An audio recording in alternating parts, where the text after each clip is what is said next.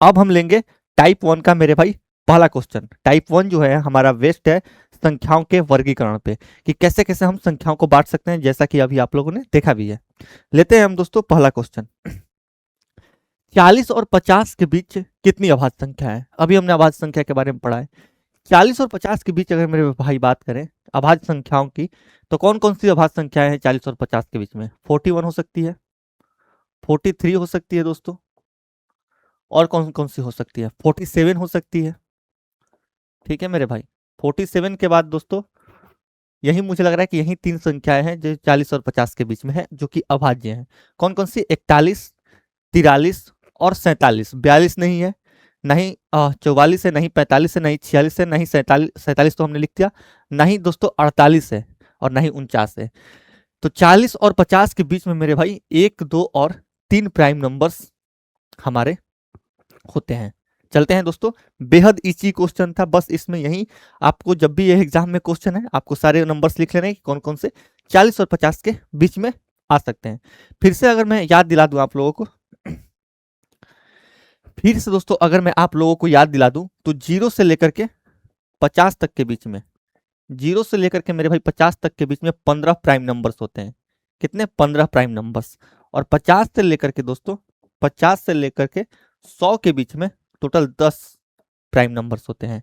तो यहाँ पे आप ऐसे भी लिख सकते हैं कि देखो 50 तक 15 प्राइम नंबर्स, 100 तक 10 प्राइम नंबर्स, यानी 0 से लेकर के दोस्तों 100 तक टोटल 25 प्राइम नंबर होते हैं। ठीक है ना? टोटल दोस्तों 25 प्राइम नंबर्स होते हैं। इसको आप रट लो। निम्नलिखित में से कौन निम्नलिखित में से संख्याओं का कौन सा युग्म अपेक्षाकृत अभाज्य है? अपेक्षाकृत अभाज्य मतलब रिलेटिवली प्राइम। ठीक है ना? रिलेटिवली प्राइम मतलब हम इसको सह अभाज्य भी कह सकते हैं। जब कोई भी दो नंबर, ठीक है ना, मेरे बातों को ध्यान से सुनिएगा। देखो दोस्तों, एक होता है मेरे भाई सह अभाज्य, एक जुड़वा अभाज्य, यानी कि को प्राइम नंबर्स। यहां पे अगर मैं लिखूं तो को प्राइम नंबर्स, को प्राइम नंबर्स मेरे भाई, को प्राइम नंबर्स, और एक होते हैं twin prime numbers. Twin prime numbers twin prime numbers. ठीक है दोस्तों, इसको मैं मिटा दे रहा हूं। कौन कौन से होता है? Twin prime numbers. ये हमारे दो टाइप के प्राइम नंबर्स होते हैं। अब इन चीजों को आप ध्यान से समझना। देखो, को प्राइम को अगर मैं हिंदी में बोलूं कि को प्राइम्स को हिंदी में क्या बोलते हैं, तो सह अभाज्य। ठीक है ना? सह अभाज्य। और मेरे भाई अगर मैं ट्विन प्राइम को हिंदी में बोलूं तो इसको बोलते हैं जुड़वा अभाज्य। ठीक है ना? जुड़वा अभाज्य मेरे भाई। अब इसमें अंतर क्या है, ये भी बड़े ध्यान से आपको सुनना है, बड़े ही ध्यान से आपको सुनना है।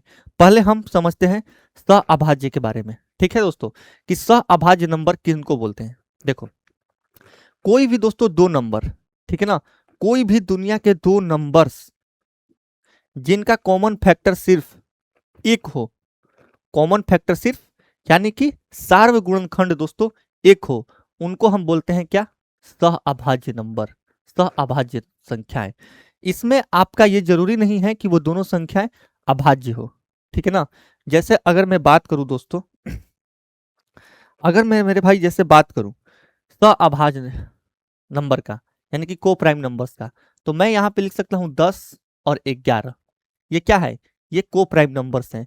क्योंकि जब आप इनका कॉमन फैक्टर मेरे भाई देखोगे, जब आप इनका कॉमन फैक्टर देखोगे तो सिर्फ कौन सा है? एक है। एक यानी कि ये वाला एक, एक ही है जो इनका कॉमन फैक्टर है। ठीक है ना? तो सह अभाज्य संख्याएं वैसी दो संख्याएं जिनका सिर्फ कॉमन फैक्टर एक हो, उनको हम क्या बोलते हैं? उनको हम बोलते हैं मेरे भाई सह अभाज्य संख्याएं। ये जरूरी नहीं है।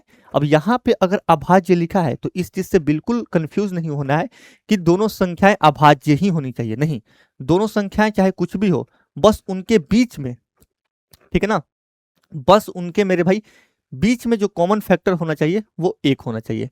मैं यहाँ पे लिख सकता हूं, मैं और भी बहुत सारे एग्जाम्पल लिख सकता हूं, मैं 9 और 10 भी लिख सकता हूं। अब देखो, ना ही 9, ठीक है ना, ना ही 9 प्राइम है और ना ही 10 प्राइम है, लेकिन अगर मैं 9 और 10 की बात करूं तो मेरे भाई ये को प्राइम नंबर्स हैं। कौन से नंबर्स हैं? को प्राइम नंबर्स हैं। क्यों? क्योंकि इनके जो कॉमन फैक्टर हैं दोस्तों वो सिर्फ एक है। इसके अलावा अगर मैं सह अभाज्य की बात करूं, ठीक है ना, अगर मैं दोस्तों सह अभाज्य की बात करूं तो सारे प्राइम नंबर्स, ठीक है ना, सारे प्राइम नंबर्स अगर एक दूसरे के साथ हम उठाएं तो वो एक दूसरे के साथ सह अभाज्य होते हैं।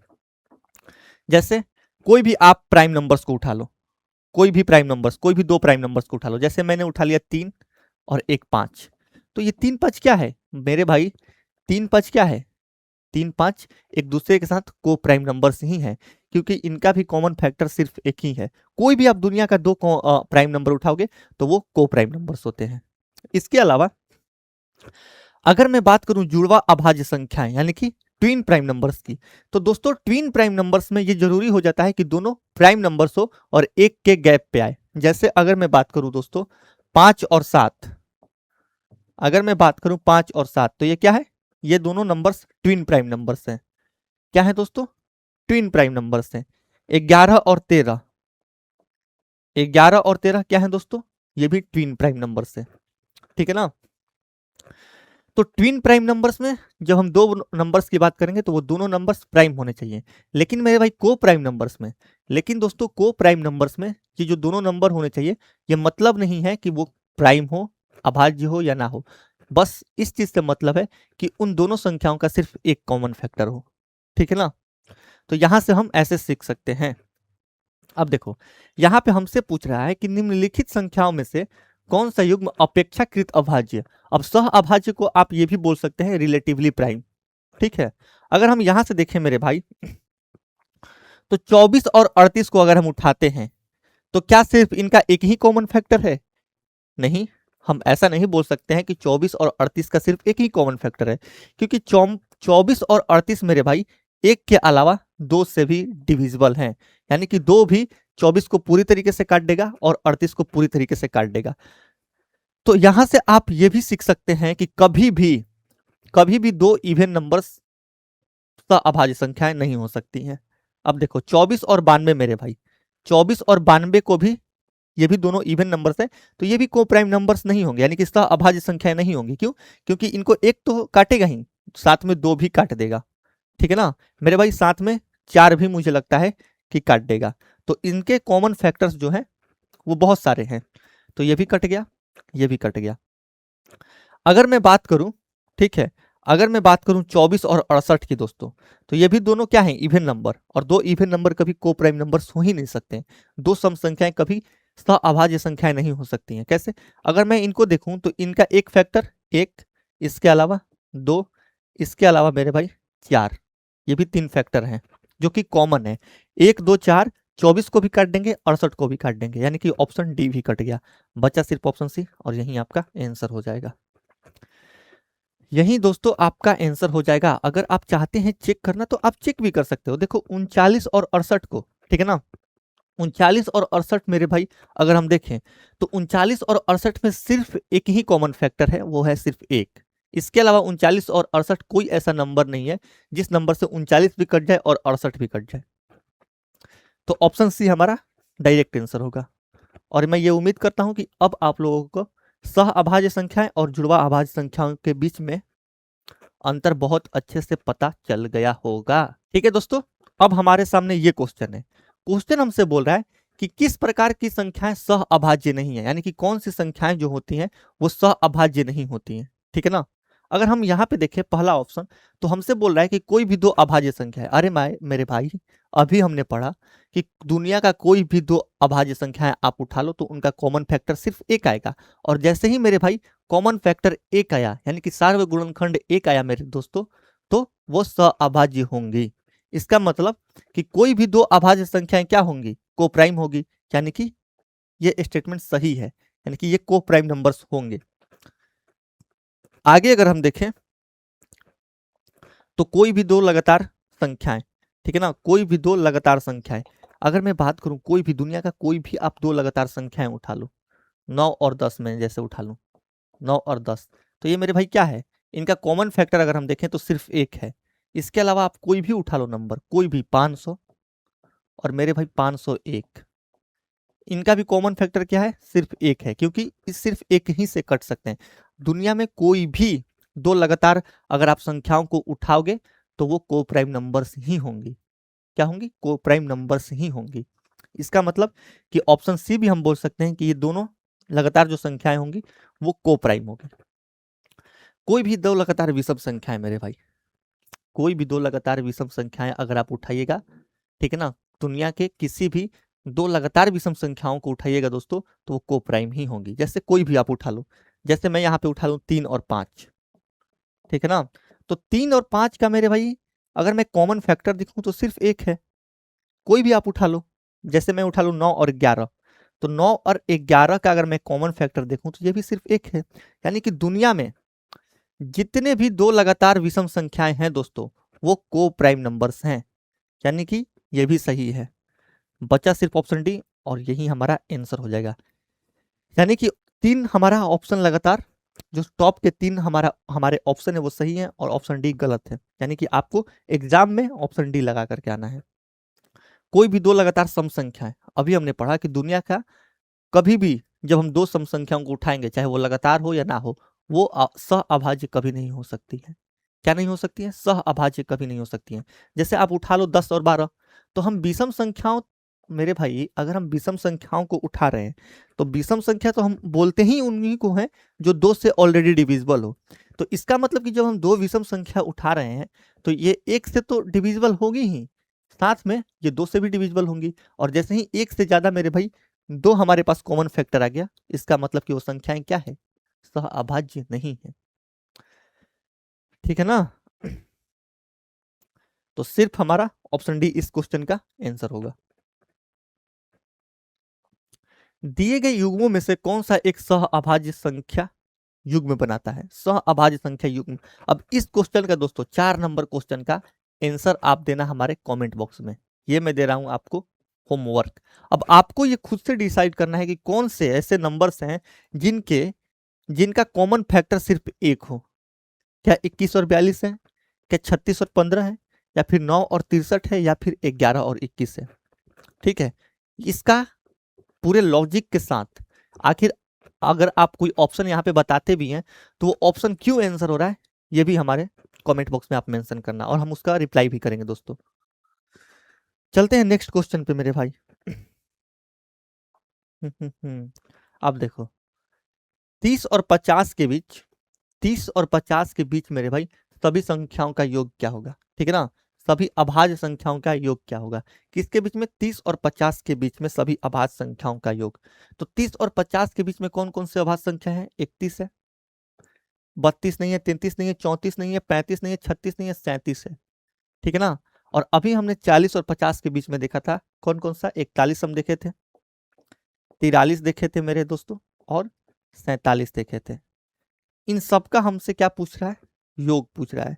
अगर हम इनको जोड़ें तो 7 3 10 1 11 1 12 7 19, यानी कि यूनिट डिजिट पर मेरे भाई 9 आएगा।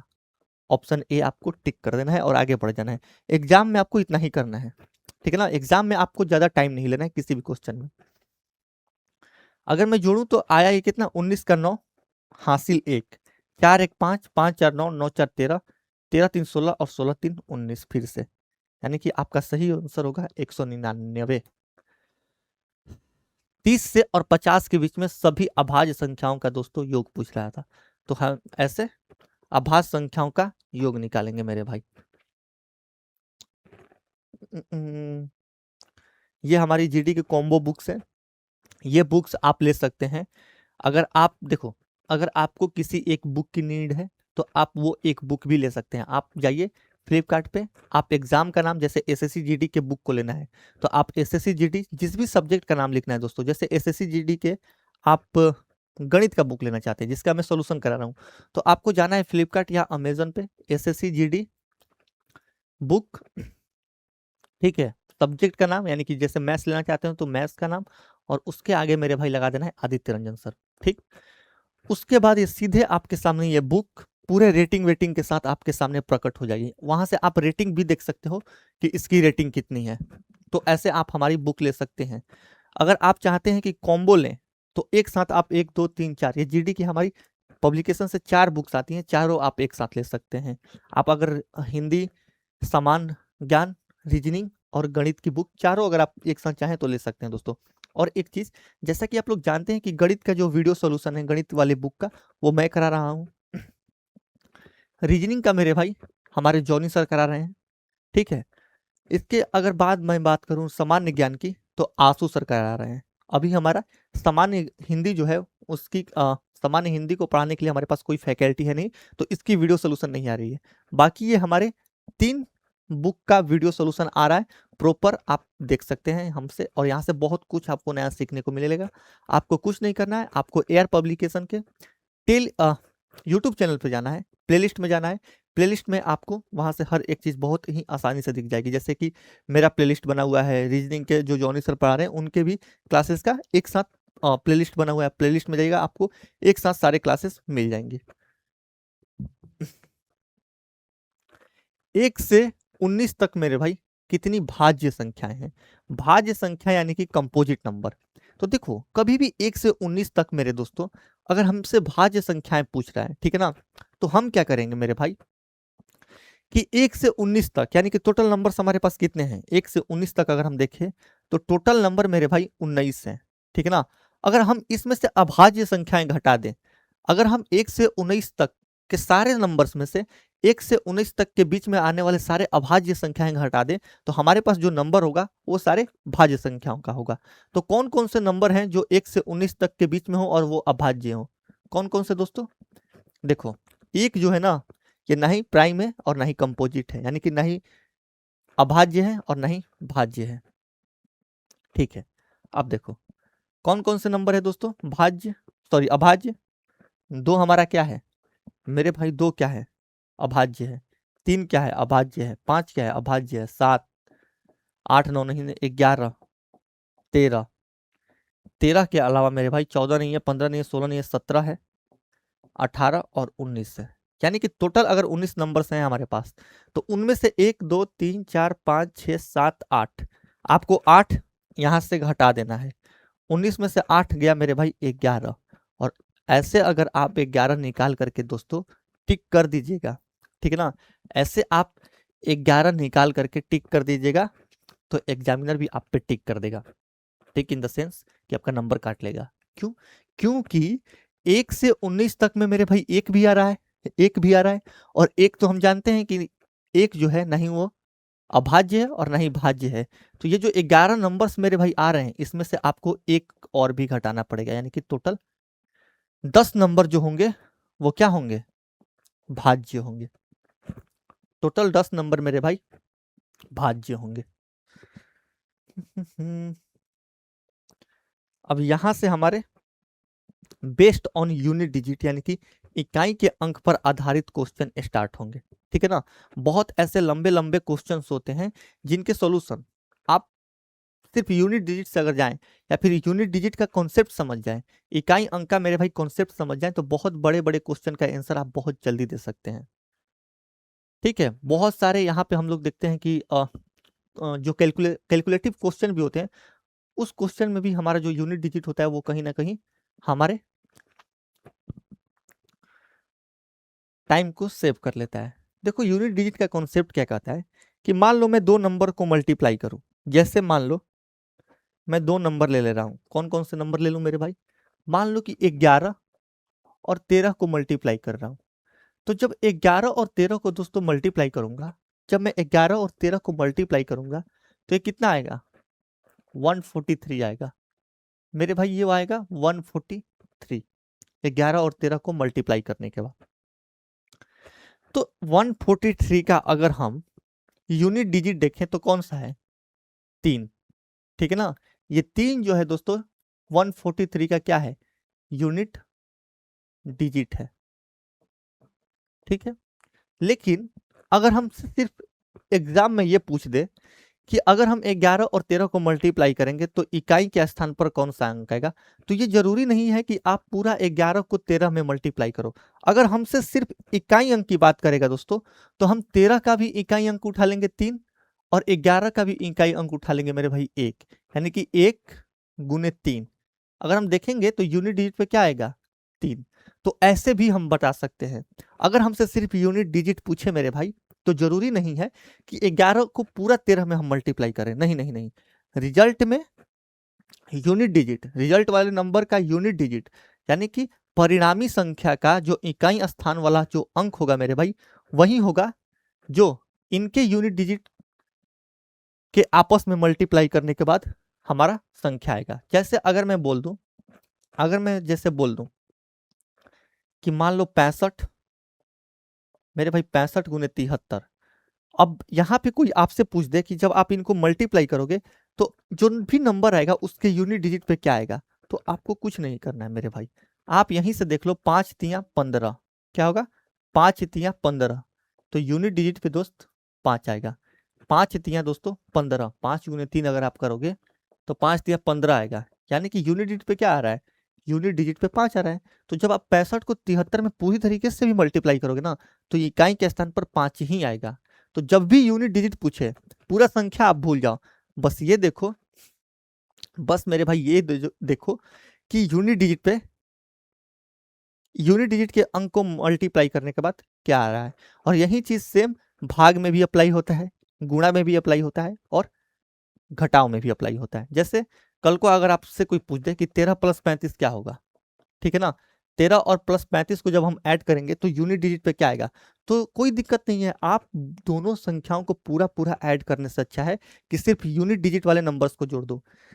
जैसे मैं 5 और 3 को जोड़ दूंगा, 5 3 8, यूनिट डिजिट पे जो भी होगा, ठीक है ना, वो 8 होगा डायरेक्ट। जैसे क्वेश्चन से और बेहतर तरीके से क्लियर होगा। अब देखो, इतना हमारे पास मेरे भाई, इतना हमारे पास कैलकुलेटिव क्वेश्चन है और हमसे पूछ रहा है कि गुणनफल का इकाई का अंक ज्ञात कीजिए। अब आपको लग रहा है कि एग्जामिनर आपसे एग्जाम में इतना लंबा चौड़ा गुणा कराएगा? आपको लग रहा है कि एग्जामिनर आपसे एग्जाम में चाहता है कि आप इतना लंबा गुणा करो? बिल्कुल नहीं। एग्जामिनर आपसे चाहता है कि सिर्फ अगर आपसे वो यूनिट डिजिट पूछ रहा है तो आप यूनिट डिजिट पर ही फोकस करो।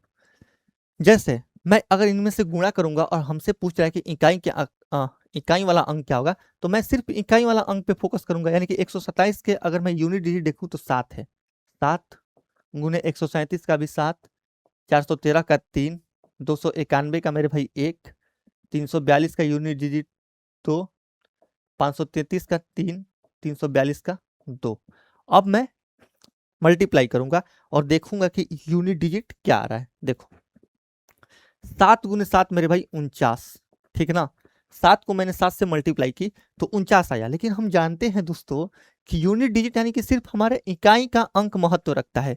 तो मैं यहां से क्या करूंगा, 4 और 9, सिर्फ हम यूनिट डिजिट को ही लेकर के आगे बढ़ेंगे, यानी कि 9 को ही लेकर के मैं आगे बढ़ूंगा, 4 को हटा दूंगा। क्यों? क्योंकि हमसे इकाई अंक पूछ रहा है। अब 9 गुने 3 मेरे भाई करूंगा, 9 गुने 3 करूंगा तो कितना होगा, 27। 27 का मैं 2 त्याग दूंगा, 7 को लेकर के आगे बढ़ूंगा। 7 गुने 2 मेरे भाई 14, ठीक है ना, 14 का मैं 1 त्याग दूंगा, 4 को लेकर के आगे बढ़ूंगा। 4 गुने 3 12, 12 का मैं फिर से 1 त्याग दूंगा, 2 को आगे लेकर के बढ़ूंगा, और 2 गुने 2 4। यानी मेरे भाई कि जब भी मैं इस नंबर को मल्टीप्लाई करूंगा, जब भी मैं इन नंबर्स को मल्टीप्लाई करूंगा, तो हमारे यूनिट डिजिट पे मेरे भाई, हमारे यूनिट डिजिट पे 4 आएगा, जो कि ऑप्शन डी है। सिर्फ आपको यूनिट डिजिट पे ही फोकस करना है। जैसे अगर मैं फिर से इसमें अप्लाई करूं तो इतना भी मैं नहीं लिखूंगा। देखो कैसे, 7 7 49, 49 में यूनिट डिजिट 9, 9 को मैंने उठा ली, 29 27, 27 का यूनिट डिजिट 7, 7 इकाई 7, ठीक है, 7 दूनी 14, 14 का यूनिट डिजिट 4, 4 12, 12 का यूनिट डिजिट 2, 2 दूनी 4, यानी कि यूनिट डिजिट पे आएगा 4, जो कि है हमारा ऑप्शन डी। अब देखो दोस्तों, संख्या 1624 टू द पावर 24 के इकाई स्थान पर कौन सा अंक होगा, ठीक है ना। देखो एक चीज आप हमेशा यहां से याद रखना कि 4 के पावर में दोस्तों, 4 के पावर में अगर ऑड रहे, ठीक है ना, अगर मान लो कोई संख्या है और उस संख्या की यूनिट डिजिट पे 4 है, तो 4 के पावर में अगर मेरे भाई ऑड रहे, ठीक है, तो हमेशा यूनिट डिजिट पर मेरे भाई 4 आएगा, ठीक है ना। और 4 के पावर में दोस्तों इवन रहे, इवन यानी कि सम, ठीक है ना, इवन यानी कि मेरे भाई सम, और ऑड यानी कि विषम, क्या हो, विषम। तो जब भी 4 के पावर में मेरे भाई सम हो तो यूनिट डिजिट पे 6 होगा, ये आपको याद रख लेना है। अब जैसे यहाँ पे अगर 1624 टू द पावर 24 के इकाई स्थान पर हमसे पूछ रहा है, तो हम 1624 का 4 उठा लेंगे और 4 का मेरे भाई फिर से पावर में 24 कर देंगे। और हम जानते हैं कि 4 के पावर में अगर इवन नंबर हो, 4 के पावर में दोस्तों अगर इवन नंबर हो तो हमेशा यूनिट डिजिट पे इवन ही आएगा, यानी कि 6, ऑप्शन डी।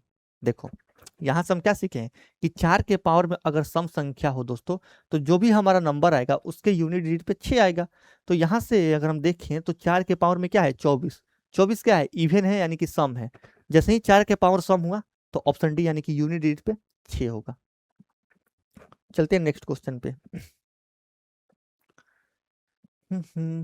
अब देखो 257 टू द पावर 45 गुने 248 टू द पावर 23 के इकाई स्थान पर कौन सा अंक होगा। देखो कभी भी मेरे भाई, ठीक है ना, मैं ज्यादा डीप में नहीं जाऊंगा, बस मैं उतना सिखा रहा हूं कि आपके क्वेश्चन निकल जाए।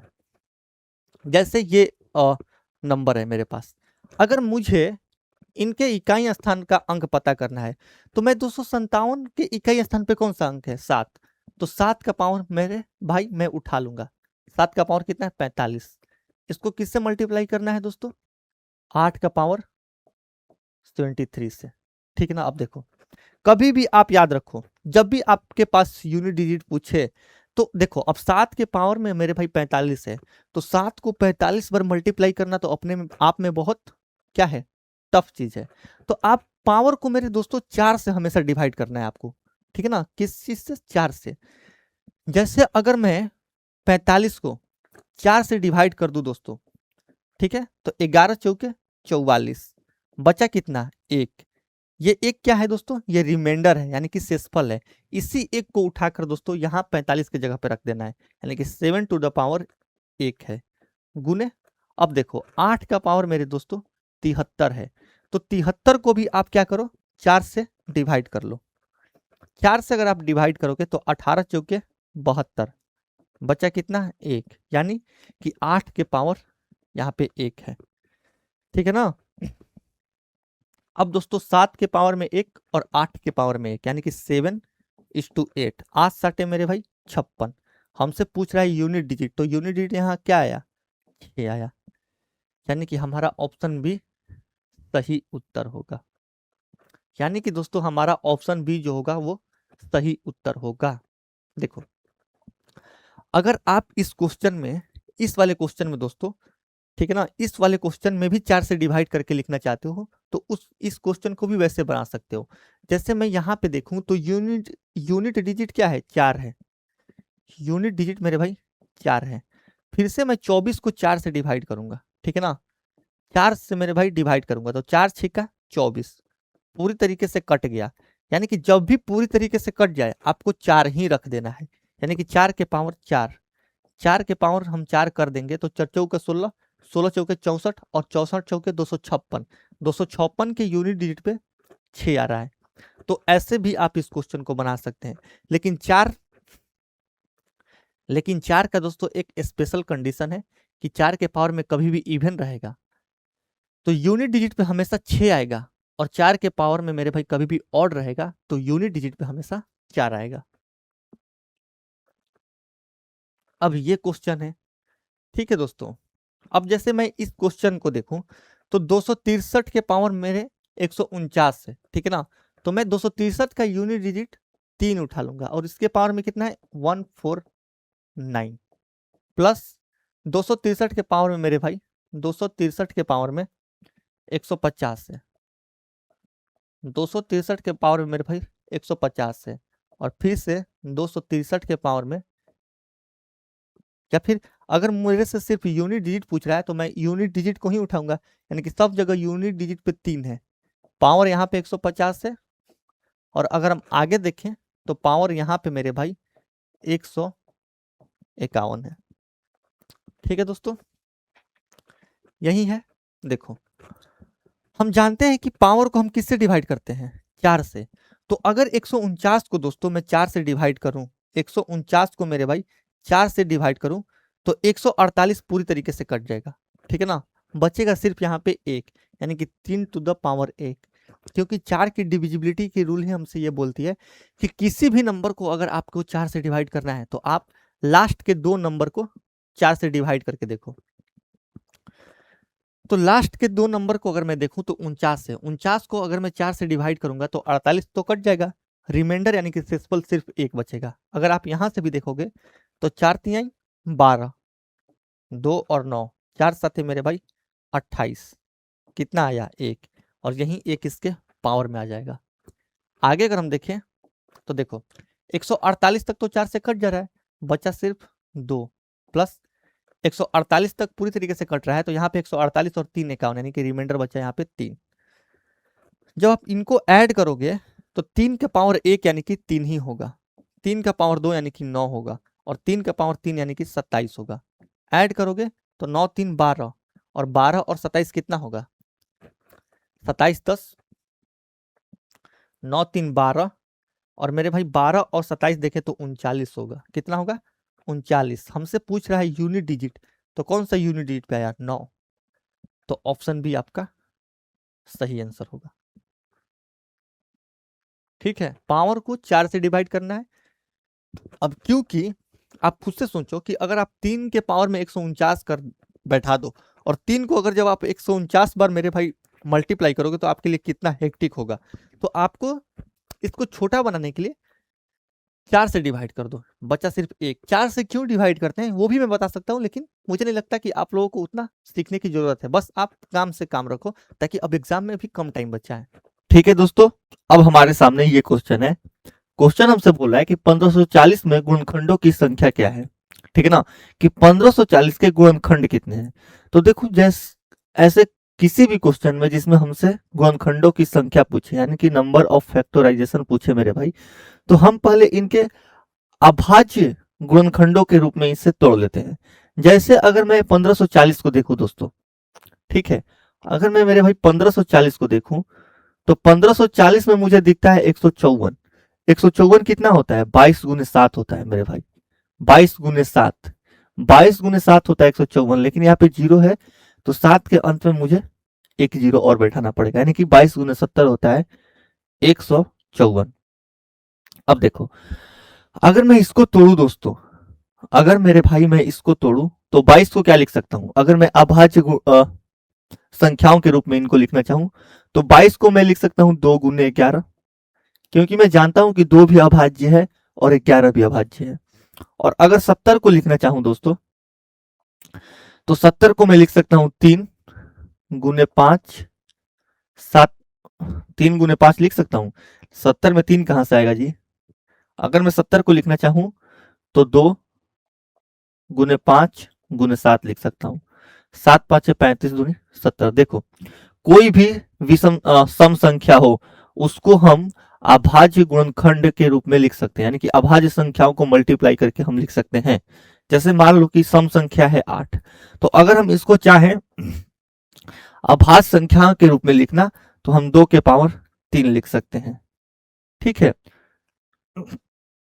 तो अगर हम इसको देखें दोस्तों, अगर हम इसको देखें मेरे भाई, तो यहाँ पे क्या होगा, 1 2 यहाँ पे, 1 2 यहाँ पे, तो 2 के पावर 2 गुने 1 5 है, 1 5 गुने मेरे भाई 1 7 है, 1 7, और 1 11 है, 1 11। यानी अगर हम 1540 को अभाज्य गुणनखंड के रूप में तोड़ के लिखना चाहें तो क्या क्या लिख सकते हैं, 2 के पावर 2 गुने 5 गुने 7 गुने 11।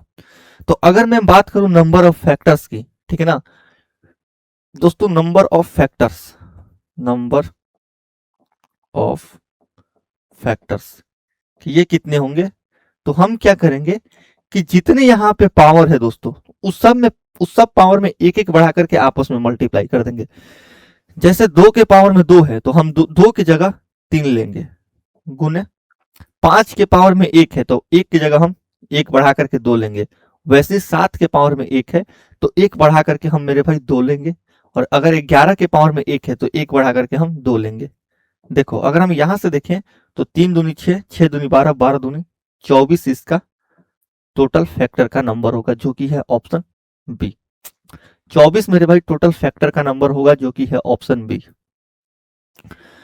तो हम ऐसे इस क्वेश्चन को करेंगे। 1540 को हम लिख लेंगे 22 × 70, 22 को 2 × 11, फिर इस 70 को 2 × 5 × 7, यानी अगर हम टोटल देखें तो 2 का पावर 2 आया, गुने 5 गुने 7 गुने 11।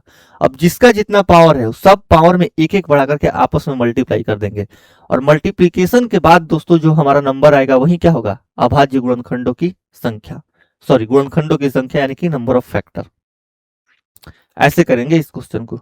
चलते हैं नेक्स्ट क्वेश्चन पे दोस्तों। 70 से 140 तक 13 के सभी गुणजों का औसत क्या है। हमसे पूछ रहा है कि 70 से लेकर के और 140 तक 13 के सभी गुणजों का औसत।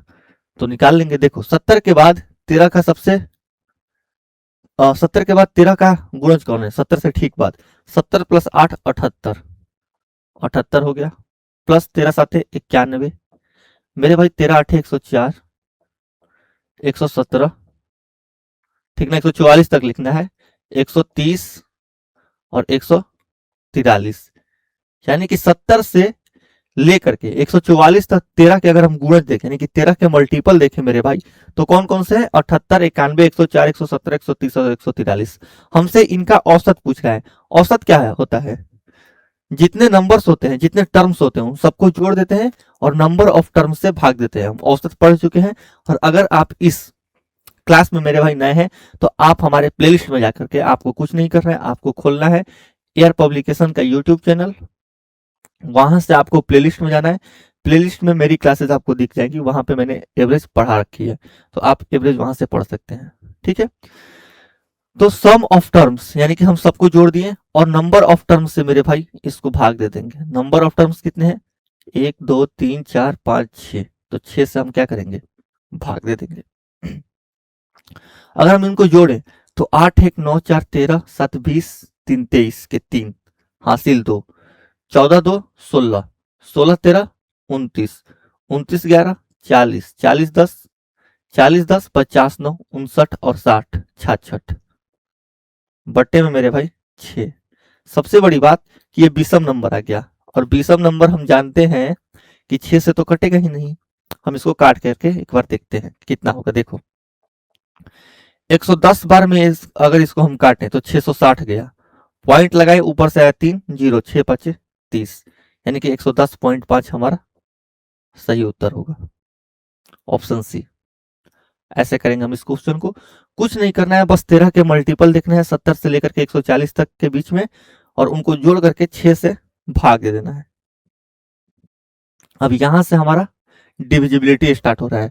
जैसे जैसे डिविजिबिलिटी के क्वेश्चन आएंगे वैसे वैसे हम उनके कॉन्सेप्ट भी सीखते जाएंगे। जैसे हम मान लो कि 4 की डिविजिबिलिटी पे क्वेश्चन है, तो हम वहीं पे सीख लेंगे कि 4 की डिविजिबिलिटी हमसे क्या कहता है।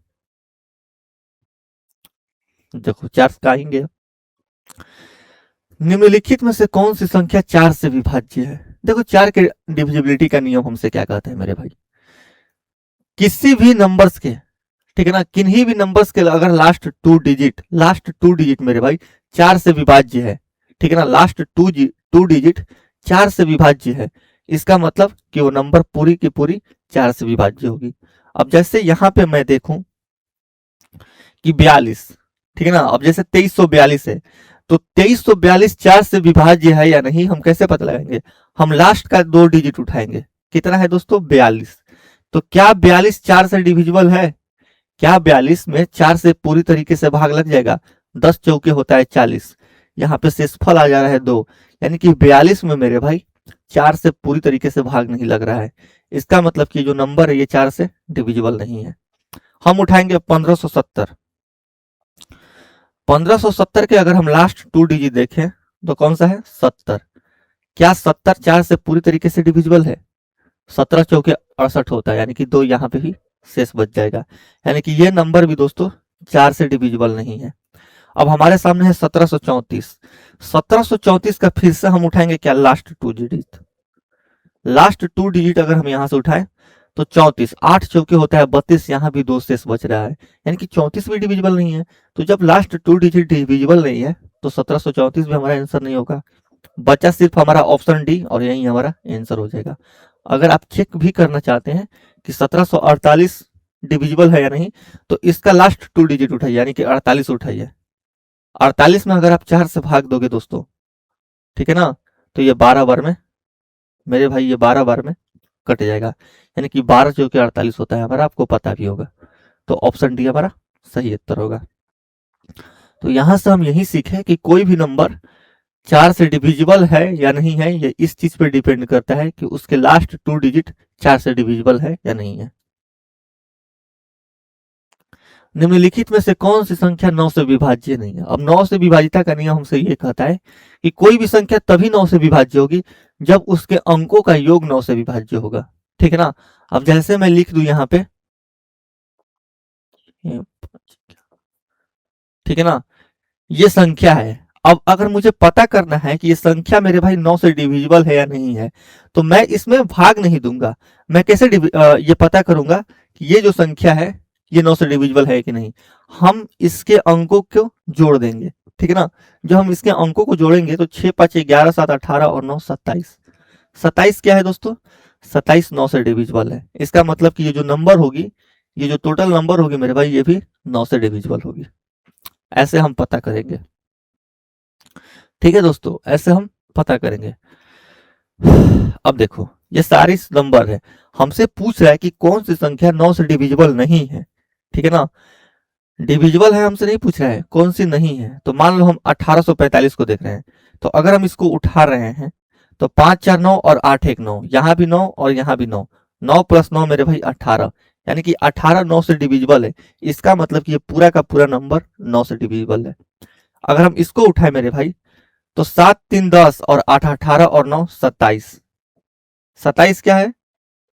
27 दोस्तों 9 से डिविजिबल है, नथिया 27। तो ये भी हमारा ऑप्शन सही नहीं होगा। ठीक है। हम इसको उठाएं तो 6 3 9, देखो यहां तक 9 से डिविजिबल है क्योंकि यहां तक सम 9 आ रहा है।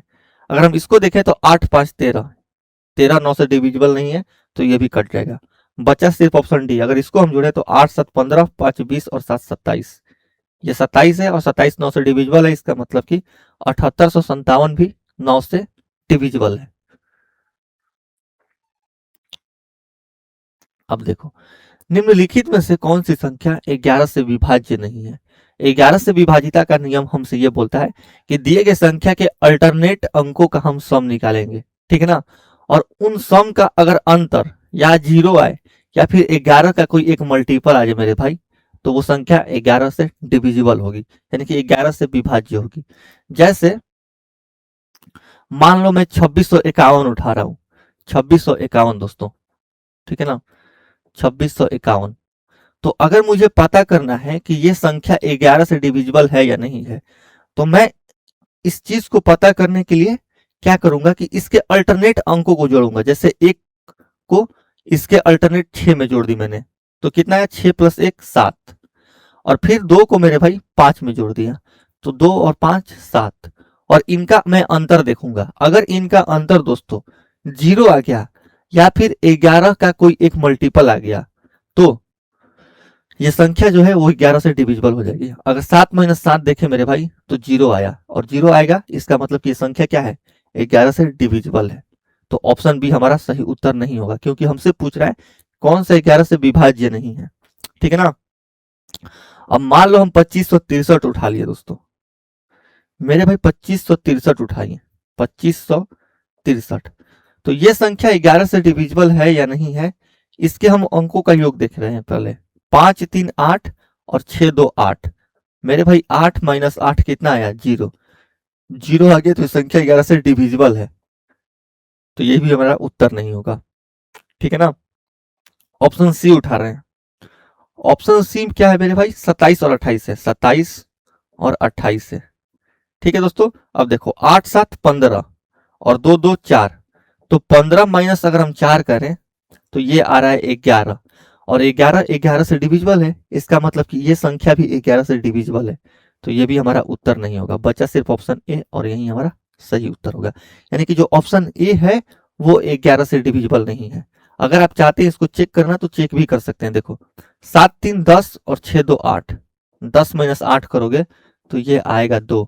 और 2 मेरे भाई ये 11 से डिविजिबल नहीं है। इसका मतलब कि ये संख्या भी दोस्तों 11 से डिविजिबल नहीं है।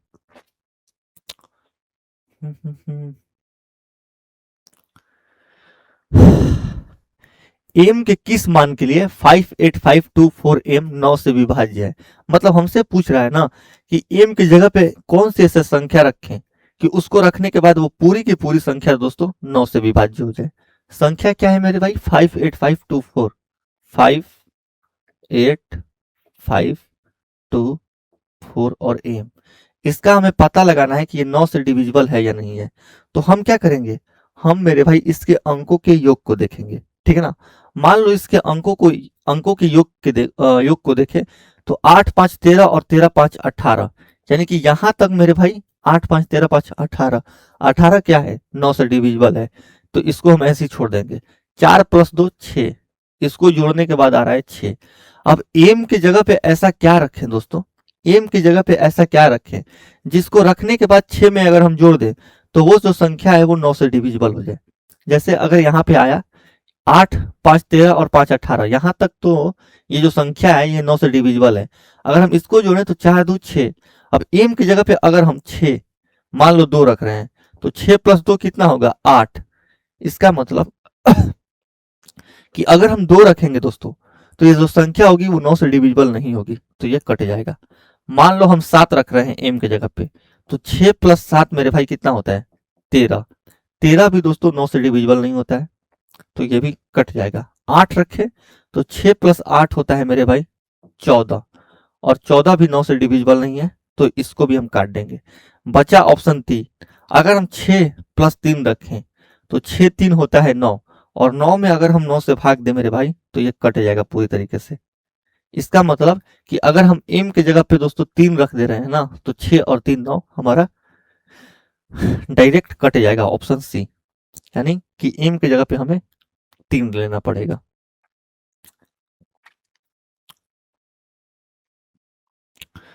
ऐसी कितने दो अंकीय संख्याएं हैं जो 8 से विभाज्य हैं? ठीक है, देखो 8 से विभाज्यता का नियम हम पढ़ेंगे आगे चल करके। पहले यहाँ पे देख लेते हैं ये इस क्वेश्चन को। इसमें 8 से विभाज्यता का नियम का कोई यूज नहीं है। देखो जैसे हमसे पूछ रहा है कि how many 2 digit numbers are there which are divisible by 8, यानी कि टोटल ऐसी कितनी 2 नंबर की संख्याएं हैं, ठीक है ना, 2 अंकों की संख्याएं हैं जो 8 से डिविजिबल है।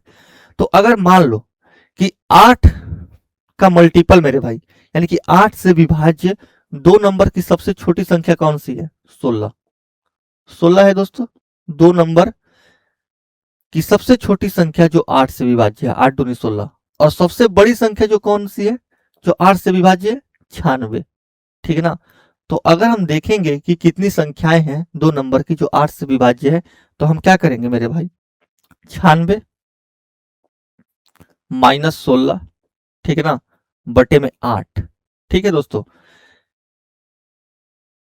Largest value minus least value बटे में कॉमन डिफरेंस, और इसमें मेरे भाई हम एक ऐड कर देंगे। क्यों एक ऐड करेंगे दोस्तों? क्योंकि जब हम इसको निकालेंगे ना तो ये 16 हट जाएगा, लेकिन इस 16 को भी रखना है क्योंकि 16 भी एक 2 नंबर की संख्या है। तो 16 को रखने के लिए मेरे भाई हम एक इसमें ऐड करेंगे। तो अगर हम 96 में से दोस्तों 16 घटा दें तो कितना आएगा? 80।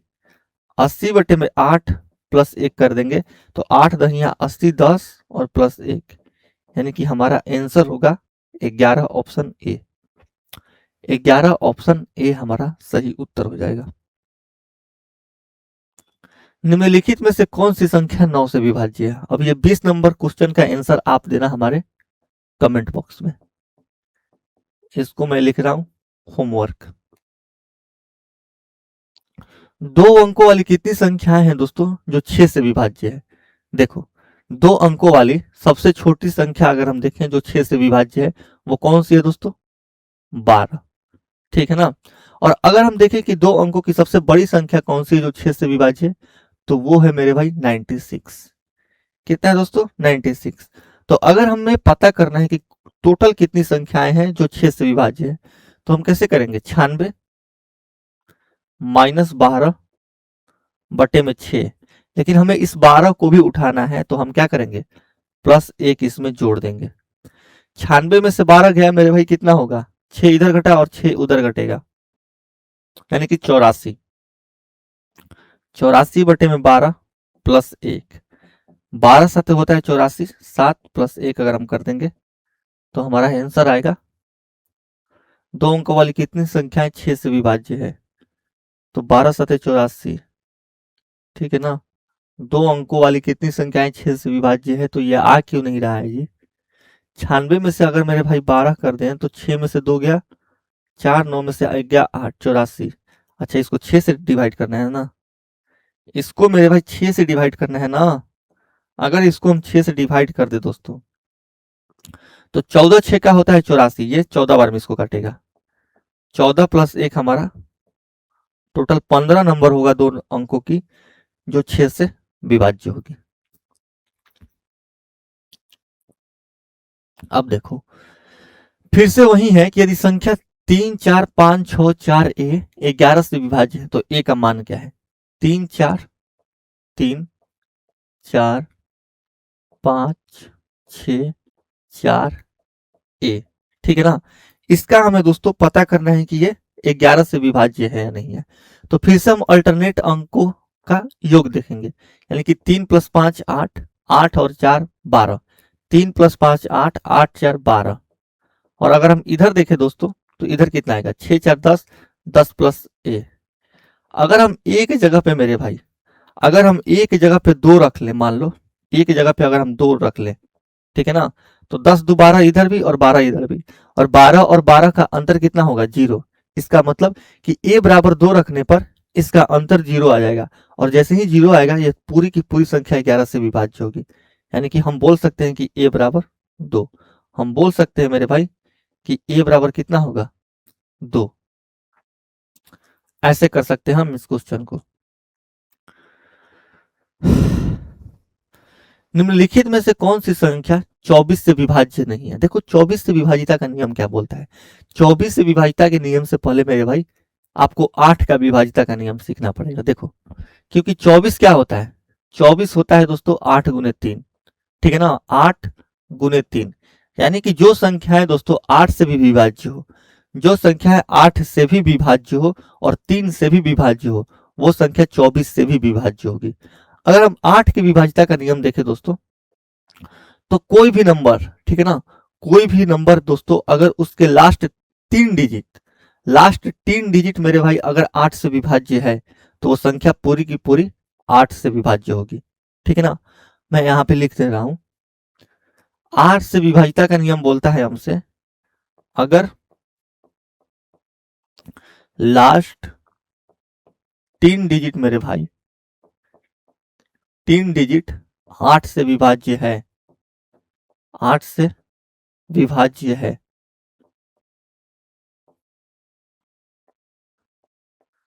तो संख्या भी 8 से डिविजिबल होगी।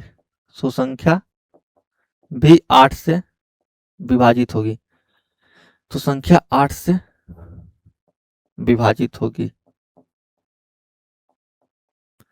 और यहाँ पे आप एक चीज और सीख सकते हैं कि अगर मान लो उन 3 डिजिट में मेरे भाई तीसरा डिजिट अगर इवन है, ठीक है ना, अगर मान लो कि हम लास्ट के 3 डिजिट देखते हैं किसी भी संख्या को जांच करने के लिए वो संख्या 8 से डिविजिबल है या नहीं, तो अगर मान लो कि तीसरा डिजिट जो है वो 8 से डिविजिबल है, सॉरी मान लो 3 संख्याएं हम देखते हैं कि 3 संख्याएं 8 से डिविजिबल है या नहीं, और उन 3 संख्याओं में अगर तीसरा डिजिट मेरे भाई इवन है यानी कि सम है, तो आपको 3 डिजिट देखने की जरूरत नहीं है, आप सिर्फ 2 ही डिजिट को देखो।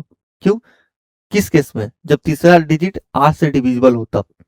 अब जैसे मान लो हमसे पूछ रहा है कि 24 से विभाज्य नहीं है, 24 से विभाज्य के लिए दोस्तों संख्या को 8 से भी डिविजिबल होना पड़ेगा और 3 से भी डिविजिबल होना पड़ेगा।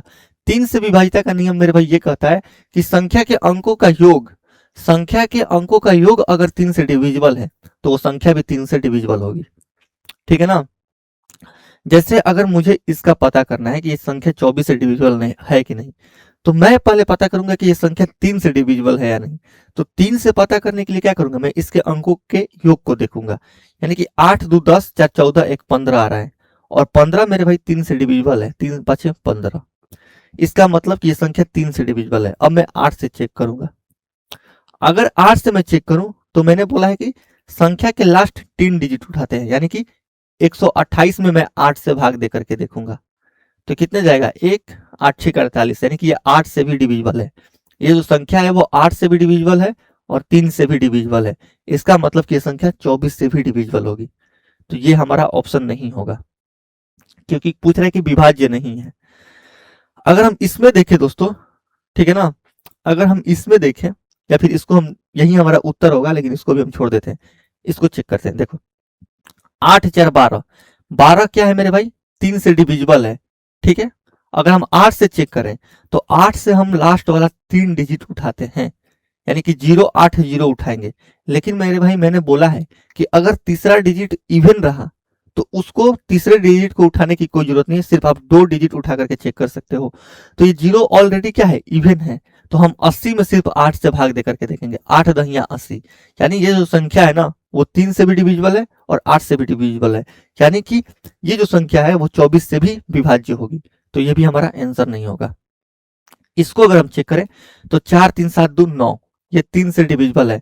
अगर हम 8 से चेक करें तो ये 0 तीसरे प्लेस पर का इवन है, तो 0 को उठाने की कोई जरूरत नहीं है। 32 में सिर्फ 8 से भाग दे करके देखेंगे, तो 8 चौके 32, यानी कि 8 से भी कट जा रहा है, 3 से भी कट जा रहा है, तो ये संख्या भी 24 से डिविजिबल है, ठीक है ना। बचा ये, अगर हम इसको चेक करें मेरे भाई तो 4 4 8 1 9 8 17, 17 3 से ही डिविजिबल नहीं है, तो ये संख्या 24 से कैसे डिविजिबल होगी, यही हमारा आंसर हो जाएगा, क्योंकि हमसे पूछ रहे हैं कि 24 से विभाज्य नहीं है। निम्नलिखित में से कौन सी संख्या दोस्तों 25 से विभाज्य नहीं है। अब 25 से विभाजिता का नियम मेरे भाई मेरे हमसे यह बोलता है कि कोई भी संख्या, देखो पहले हम सीख लेते हैं 5 से विभाजिता का नियम, ठीक है ना। कोई भी संख्या 5 से तभी विभाज्य होगी जब उसके यूनिट डिजिट पर मेरे भाई 0 हो या 5 हो, ठीक है ना। अगर यूनिट डिजिट पर मेरे भाई, अगर यूनिट डिजिट पे यानी कि इकाई स्थान पे यूनिट डिजिट पर 0 या 5 रहे दोस्तों, 5 रहे, तो संख्या 5 से डिविजिबल होगी। अगर मेरे दोस्तों मैं 25 की बात करूं तो क्या मैं 25 को 5 का स्क्वायर लिख सकता हूं, यानी कि 5 के पावर 2 लिख सकता हूं, यानी कि लास्ट के 2 डिजिट को हमें देखना पड़ेगा 25 में, लास्ट के 2 डिजिट, ठीक है ना, लास्ट 2 डिजिट 25 से विभाज्य होना चाहिए, 25 से मेरे भाई विभाज्य होना चाहिए, विभाज्य होना चाहिए, तब जो संख्या होंगी वो 25 से विभाज्य होगी। जैसे अब मान लो इसको हम चेक करें कि ये संख्या 25 से विभाज्य है या नहीं है, तो मैं लास्ट के 2 डिजिट को यानी कि 75 को उठा करके देखूंगा। 25 दिया होता है 75, अरे मेरे भाई लास्ट 2 डिजिट है 75, 75 में अगर मैं 25 से भाग दे दूं तो ये 3 बार में कट जाएगा, इसका मतलब कि ये टोटल संख्या 25 से विभाज्य है, ठीक है ना। 6400, देखो 25 से विभाजिता का नियम हमसे ये भी बोलता है कि लास्ट 2 डिजिट अगर मेरे भाई 0 है ना, 0 हो तो भी ये संख्या 25 से विभाज्य होगी। अब जैसे लास्ट के 2 डिजिट यहाँ पे 0 है, तो ये ऑलरेडी जो संख्या होगी वो 25 से विभाज्य होगी, तो ये भी 25 से हमारा विभाज्य है। अगर हम इसको चेक करें तो इसका लास्ट 2 डिजिट मेरे भाई 25 है, 25 में अगर हम 25 से भाग दे दें तो ये एक बार में कट जाएगा, यानी कि ये भी 25 से विभाज्य है। बचा सिर्फ हमारा ऑप्शन सी, और यही हमारा आंसर होगा।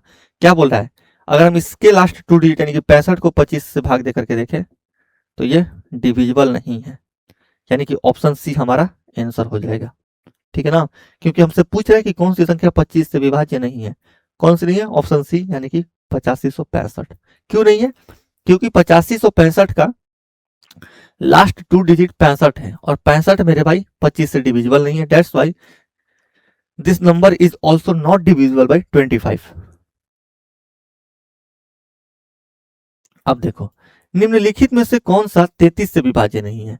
अब 33 मेरे भाई 33 को हम कैसे लिख सकते हैं, 33 को अगर हम लिखना चाहें तो 3 गुने 11 लिख सकते हैं, यानी अगर कोई संख्या 3 से विभाज्य है और 11 से भी विभाज्य है, इसका मतलब कि वह संख्या 33 से भी विभाज्य होगी, 3 से भी और 11 से भी दोस्तों, ठीक है ना। तो ये संख्या 3 से विभाज्य है कि नहीं है, इसके लिए हम क्या करेंगे, जोड़ करके देखेंगे। 6 5 11, 11 2 13 1 14, 14 3 से विभाज्य नहीं है, इसका मतलब कि यही हमारा आंसर हो जाएगा। जब ये 3 से ही विभाज्य नहीं है, ये जो संख्या ये 3 से ही विभाज्य नहीं है, तो 33 से कैसे विभाजित होगी? यानी कि हमारा ऑप्शन ए सही आंसर होगा। निम्नलिखित में से कौन सी संख्या 16 से विभाज्य नहीं है? अब देखो 16 से विभाजिता का नियम हमसे क्या बोलता है। देखो हम यहीं पे सब कुछ सीख लेंगे। 2 के विभाजिता का नियम मेरे भाई हमसे ये बोलता है, 2 को हम क्या लिख सकते हैं? 2 के पावर 1, यानी कि हम लास्ट का एक डिजिट देखते हैं, लास्ट 1 डिजिट। अगर लास्ट का एक डिजिट मेरे भाई 2 से विभाज्य है, तो वो सारी की सारी संख्याएं 2 से विभाज्य होगी। और लास्ट का एक डिजिट कब 2 से विभाज्य होगा? जब उसके यूनिट डिजिट पे इवन नंबर हो, यानी कि दुनिया की सारी सम संख्याएं 2 से डिविजिबल होती है। अगर मैं दोस्तों 4 से बात करूं, ठीक है ना, अगर मैं 4 से बात करूं तो 4 को मैं क्या लिख सकता हूं? 2 के पावर 2, यानी कि लास्ट 2 डिजिट मेरे भाई, लास्ट 2 डिजिट। अगर किसी भी संख्या के लास्ट 2 डिजिट 4 से विभाज्य है, तो पूरी की पूरी संख्या 4 से विभाज्य होगी। ठीक है, 8 अगर मैं देखूं 8, तो इसको क्या लिख सकता हूं? 2 के पावर 3, यानी कि मैं बोल सकता हूं कि लास्ट 3 डिजिट मेरे भाई, लास्ट 3 डिजिट अभी हमने देखा था, अगर लास्ट 3 डिजिट 2 से विभाज्य होगी, तो पूरी की पूरी संख्या भी 8 से डिविजिबल होगी। और 16 की अगर मैं बात करूं, तो 16 को मैं लिख सकता हूं 2 के पावर 4, यानी कि इसमें हम देखते हैं लास्ट 4 डिजिट। यानी कि दोस्तों जिस संख्या के लास्ट 4 डिजिट, लास्ट मेरे भाई 4 डिजिट 16 से विभाज्य होगी, तो वो संख्या भी 16 से विभाजित होगी। ठीक है ना। अब जैसे हम यहाँ पे उठाएं इसको चेक करने के लिए कि ये 16 से डिविजिबल है या नहीं है, तो हम 6826 यानी कि लास्ट 2 डिजिट को उठाएंगे। अगर हम इसमें 16 से भाग दे करके देखें, तो 16 चौके 64, 4 और 2, 16 दूनी 32, ठीक है ना। 16 दूनी 32, 10, 106, ये संख्या 16 से डिविजिबल नहीं है। क्यों नहीं है मेरे भाई? क्योंकि इसका लास्ट 4 डिजिट जो है ना 6826, यही 16 से डिविजिबल नहीं है। देखो 16 चौके होता है 64, 4 2, 16 दूनी 32, 10, 102, 106, 106 16 से डिविजिबल नहीं है। इसका मतलब कि ऑप्शन ए हमारा सही उत्तर होगा।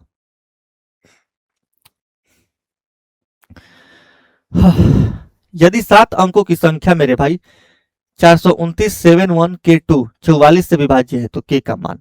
अब 44 को हम कैसे लिख सकते हैं दोस्तों?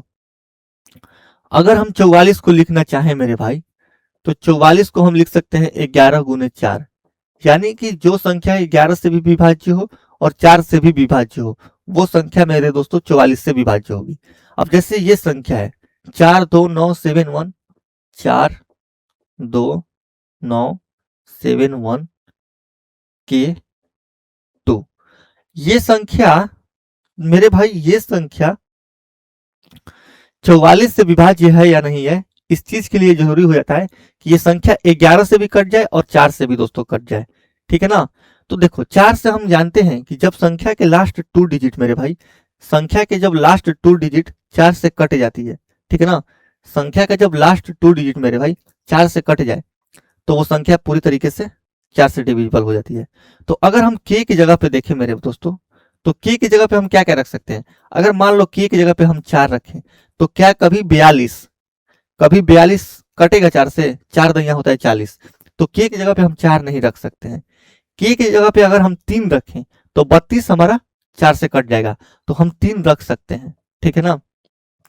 अगर मेरे भाई हम 7 रखें, तो 7 और 2 यानी कि 72 भी 4 से कट जाएगा, यानी कि हम 7 भी रख सकते हैं। ठीक है, 7 भी हम रख सकते हैं। अगर मैं बात करूं 5 की, तो अगर मैं के की जगह पे दोस्तों 5 रख दूं, तो 52 होगा, 52 भी हमारा 4 से कट जाता है।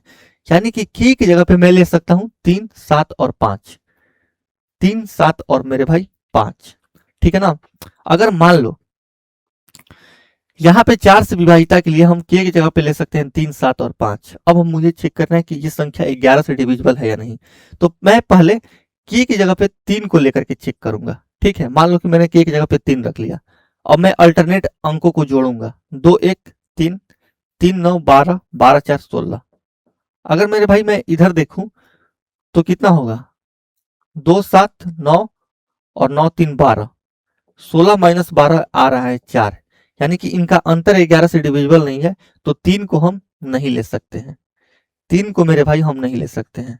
अब हमें 3 की जगह पे क्या लेना पड़ेगा, 3 हमारा, देखो 3 को रखने पे वो संख्या 11 4 से तो डिविजिबल हो जा रही है, लेकिन 11 से डिविजिबल नहीं हो रही है, इसीलिए हम 3 को नहीं लेंगे। मान लो हम के की जगह पे मेरे भाई 7 रखें, ठीक है ना।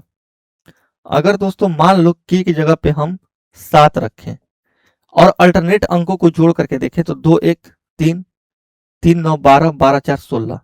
अगर हम इधर देखें तो 2 7 9 और 9 और 7 16, के की जगह पे हम 7 लिए हैं। देखो इधर अगर हम जोड़ें तो 2 1 3 3 9 12 12 4 16, और मेरे भाई अगर हम इधर देखें तो 7 2 9 और 9 7 16, 16 माइनस 16 0 हो जाएगा। यानी कि के बराबर 7 लेने पे दोस्तों वो संख्या जो है ये 11 से भी डिविजिबल हो जा रही है और 4 से भी डिविजिबल हो जा रही है। इसका मतलब कि संख्या 44 से डिविजिबल होगी। तो ऑप्शन बी हमारा सही उत्तर होगा। देखो यदि संख्या 715 x 4 2 3 2 4 3 से पूर्णतः विभाज्य है तो x के स्थान पर सबसे बड़ी पूर्ण संख्या। अब इस क्वेश्चन का आंसर आप लोग कमेंट बॉक्स में दोगे, ठीक है ना।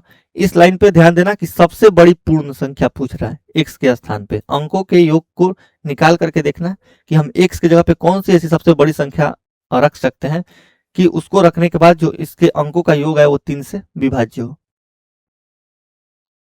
अब देखो यदि एक संख्या मेरे भाई a 18 से विभाज्य है और दूसरी संख्या दोस्तों b 12 से विभाज्य है, तो हमसे पूछ रहा है कि a square minus B square क्या होगा। a बोल रहा है कि 18 से विभाज्य है। अगर मान लो कि a 18 से दोस्तों विभाज्य है तो हम a को 18 ही मान लिए, क्योंकि 18 18 से विभाज्य है। b दोस्तों बोल रहे हैं कि 12 से विभाज्य है, तो हम b को 12 मान लिए, ठीक है। हम b को क्या मान लिए, 12 मान लिए। अब हमसे पूछ रहा है कि a square minus B square क्या होगा, a square minus B square क्या होगा। हम जानते हैं कि a square minus B square क्या होता है, a प्लस बी और दोस्तों a minus B, a plus B और a माइनस बी। अगर हम देखें a प्लस बी और a माइनस बी निकाल करके तो 18 प्लस बी 12 30, और मेरे भाई 18 माइनस 12 6, 30 छक्के 180। अब ये जो 180 है ना, 180 आप इसमें से चेक कर लो कि किस किस से डिविजिबल है, ठीक है दोस्तों। क्या 180 48 से डिविजिबल है, नहीं है, ठीक है। क्या 180 36 से डिविजिबल है दोस्तों, 180 36 से डिविजिबल है, 36 पांच होता है आई थिंक 180। ये जो ऑप्शन बी है ये 180 30 से भी डिविजिबल है, 40 से डिविजिबल मेरे भाई नहीं है। यानी कि a बराबर 18 और b बराबर 12 रखने पर हमारा यहाँ पे आ जा रहा है 180, ठीक है ना। लेकिन आप थोड़ा सा दिमाग लगाओ यहाँ पे, क्या 30 हमेशा हो सकता है, 30 हमेशा नहीं हो सकता है। 30 क्यों नहीं होगा आप यहाँ पे चेक करना, देखो 30 क्यों नहीं होगा।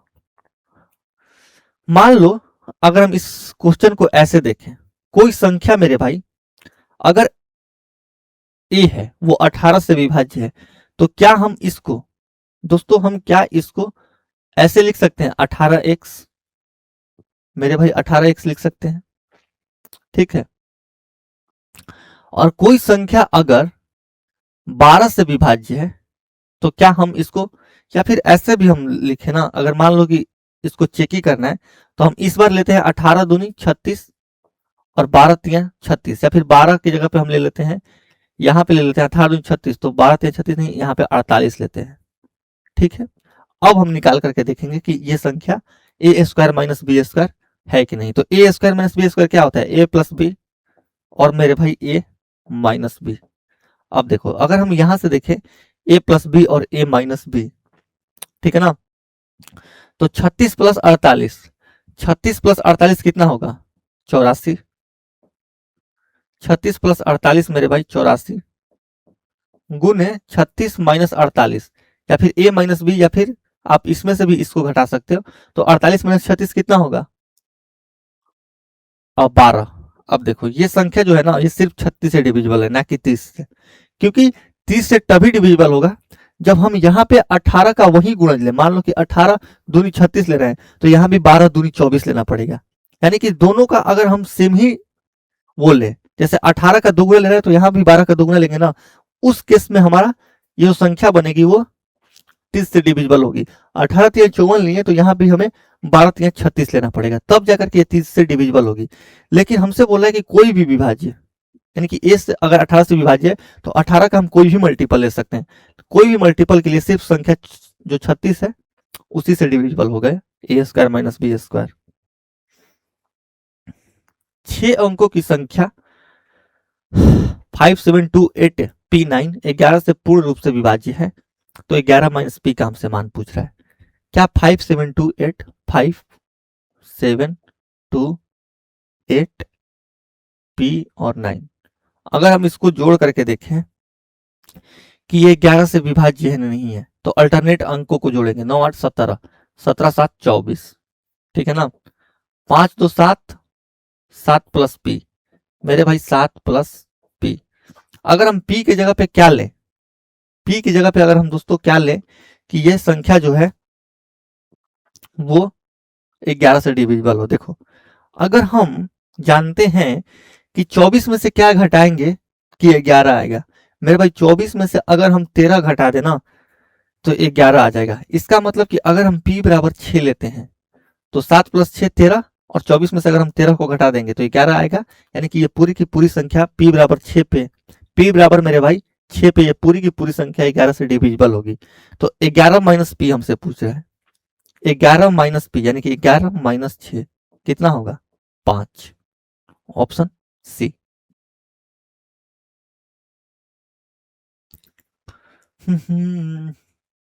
अब ये क्वेश्चन है कि 89563x87y एक 9 अंकीय संख्या है जो 72 से विभाज्य है। तो हमसे पूछ रहा है कि 7x माइनस 3y का मान क्या होगा। कौन सी संख्या है मेरे भाई,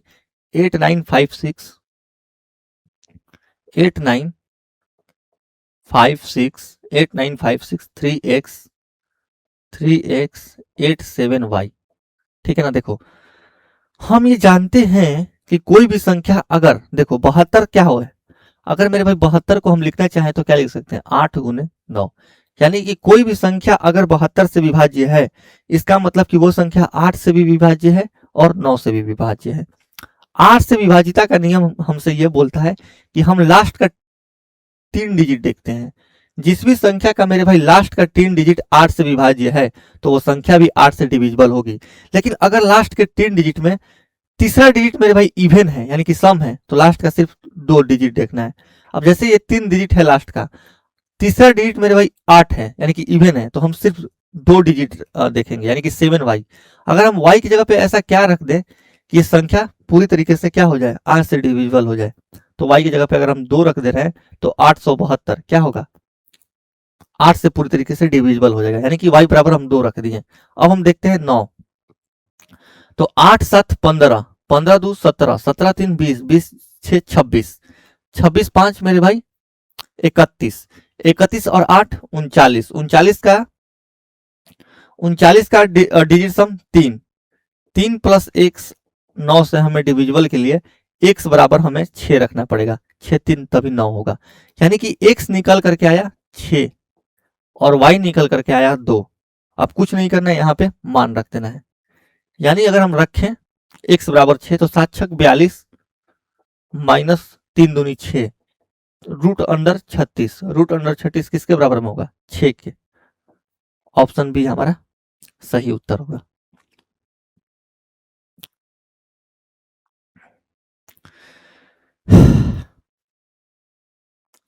यदि एक 10 अंकीय संख्या 643x1145y2 88 से विभाज्य है तो y के सबसे बड़े मान के लिए 2x माइनस 3y का हमसे मान पूछ रहा है। 88 क्या होता है दोस्तों 11 गुने 8, यानी कि हमें x और y की जगह पे वैसा संख्या रखना पड़ेगा जो 8 से भी डिविजिबल हो और 11 से भी डिविजिबल हो। तो आप इस क्वेश्चन को खुद से कर लेना, इस क्वेश्चन को मैं दे रहा हूं होमवर्क, ठीक है ना। देखो यहाँ पे बोल रहा है कि y के सबसे बड़े मान के लिए, यानी कि y हमारा यहाँ पे हम 9 ले सकते हैं। y बराबर 9 लेंगे ना तो लास्ट के 3 डिजिट 592 है, 592 होगा। 592 क्या है 8 से डिविजिबल है, यानी हम y 9 ले लिए। अब बचा 11, तो 11 से चेक कीजिएगा कि x पे हम क्या रखें कि वो संख्या 11 से डिविजिबल हो जाए। अब देखो यदि संख्या 6523678 पी क्यू 99 से विभाज्य है तो लुप्त संख्या p और q का मान हमसे पूछ रहा है। देखो 65, ठीक है ना मेरे भाई, 6523678 पी क्यू किससे विभाज्य है दोस्तों? 99 से। 99 क्या होता है? 11 गुना 9, यानी कि अगर ये संख्या 9 से भी डिविजिबल हो जाए, ठीक है ना मेरे भाई, ये संख्या 9 से भी डिविजिबल हो और 11 से भी दोस्तों डिविजिबल हो तो ये संख्या पूरी की पूरी 99 से डिविजिबल हो जाएगी। 9 से विभाजिता का नियम मेरे भाई ये बोलता है कि संख्या के अंकों का योग क्या हो? 9 से डिविजिबल हो। अगर हम ऑप्शन पे नजर डालें तो सब जगह 8 आ रहा है अंकों को जोड़ने पर, 6 2 8 और यहाँ पे भी 8 आ रहा है। इसका मतलब कि जब सब जगह ये पी क्यू 8 ही आ रहा है तो संख्या के अंकों का योग देखने का जरूरत ही नहीं है, क्योंकि संख्या के अंकों का योग हर केस में सेम ही आएगा। क्यों? क्योंकि यहां तक तो सेम आएगा। अगर हम पी क्यू का देखें तो पी क्यू भी सब जगह जोड़ने पे 8 आ रहा है, यानी कि संख्या के अंकों का योग देखने की कोई जरूरत नहीं है। 9 का विभाजिता देखने की कोई जरूरत नहीं है। हम कोई भी ऑप्शन रखिए 9 से विभाजित ही होगी। क्यों? क्योंकि सब जगह 8 रखेंगे तो हर जगह हर केस में संख्या के अंकों का योग दोस्तों 9 से विभाजित होगा। हम अब 11 का देखेंगे, ठीक है ना, कि ये संख्या 11 से डिविजिबल है या नहीं है। तो p बराबर मान लो हम 3 रख दिए और q बराबर 5 रख दिए। अल्टरनेट अगर अंकों को हम देखें या फिर हम ऐसे भी घटा के देख सकते हैं या फिर अल्टरनेट ही देखते हैं। 5 8 13, 13 6 19, 19 2 21, 21 6 27, ठीक है ना। इधर अगर हम अल्टरनेट देखें तो 5 3 8, 8 7 15, 15 और 3 18, 27 और 18 का सम या फिर अंतर होता है 9। 9 11 से डिविजिबल नहीं है, ठीक है, यानी कि 3 और 5 हम नहीं ले सकते हैं। 4 और 4 ले रहे हैं मेरे भाई। 4 4 लेने के बाद अगर ये 4 तो 8 12, 12 6 18, 18 2 20, 6 26, ठीक है, माइनस 5 3 8, 8 7 15, ठीक है ना, और 15 और 4 19, 26 में से अगर हम 19 घटा रहे हैं तो ये 7 आ रहा है, यानी कि ये भी नहीं है। 2 और 6 ले रहे हैं, 2 और 6 मेरे भाई, 2 और 6 ले रहे हैं। अगर हम 2 6 लें तो मान लो यहाँ पे 6 6 8 14, 14 6 20, 20 2 22, 22 6 28, 2 और 6 लिए हैं, ठीक है ना। यहाँ पे हमें 2 लेना पड़ेगा। 5 3 8, 8 7 15, 15 2 17, 28 माइनस 17 होता है मेरे भाई 11, यानी कि 2 और 6 लेने पर यह संख्या 11 से डिविजिबल हो जा रहा है। डेट्स वाई ऑप्शन सी हमारा सही उत्तर होगा। डेट्स वाई मेरे भाई ऑप्शन सी हमारा सही उत्तर होगा। अब हमारे सामने ये क्वेश्चन है। ये क्वेश्चन भी बिल्कुल पहले के क्वेश्चन के तरह ही है कि यदि 9 अंकीय कोई संख्या है, ये 72 से विभाज्य है दोस्तों, तो x के सबसे बड़े मान के लिए x माइनस 2y का हमसे मान पूछ रहे हैं। देखो अगर हम संख्या पे नजर डालें मेरे भाई तो कौन सी संख्या है? 5y 9740 9740। अगर उसके बाद देखें तो 5x2, ठीक है ना। और हमसे ये बोल रहा है कि आपको x का सबसे बड़ा मान लेना है जिससे कि ये संख्या 72 से विभाज्य हो। दोस्तों अगर हम 72 पर दोस्तों नजर डालें, अगर मेरे भाई हम 72 पर नजर डालें तो ये क्या होता है? 8 गुने 9, यानी कि कोई भी संख्या अगर 8 से डिविजिबल हो और वो साथ ही साथ 9 से भी डिविजिबल हो तो पूरी की पूरी संख्या मेरे भाई 72 से डिविजिबल होगी।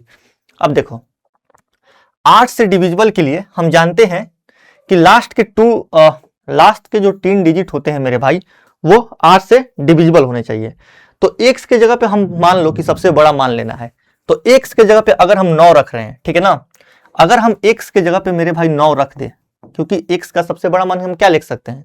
x का सबसे बड़ा मान तो हम 9 ही ले सकते हैं।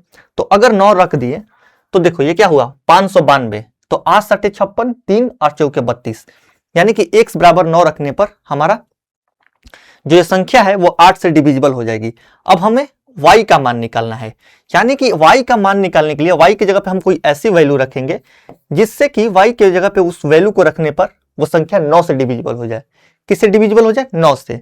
तो देखो यहां अगर हम देखें तो 9 से डिविजिबल का डिविजिबिलिटी हमसे क्या बोलता है कि संख्याओं का योग 9 से डिविजिबल होना चाहिए।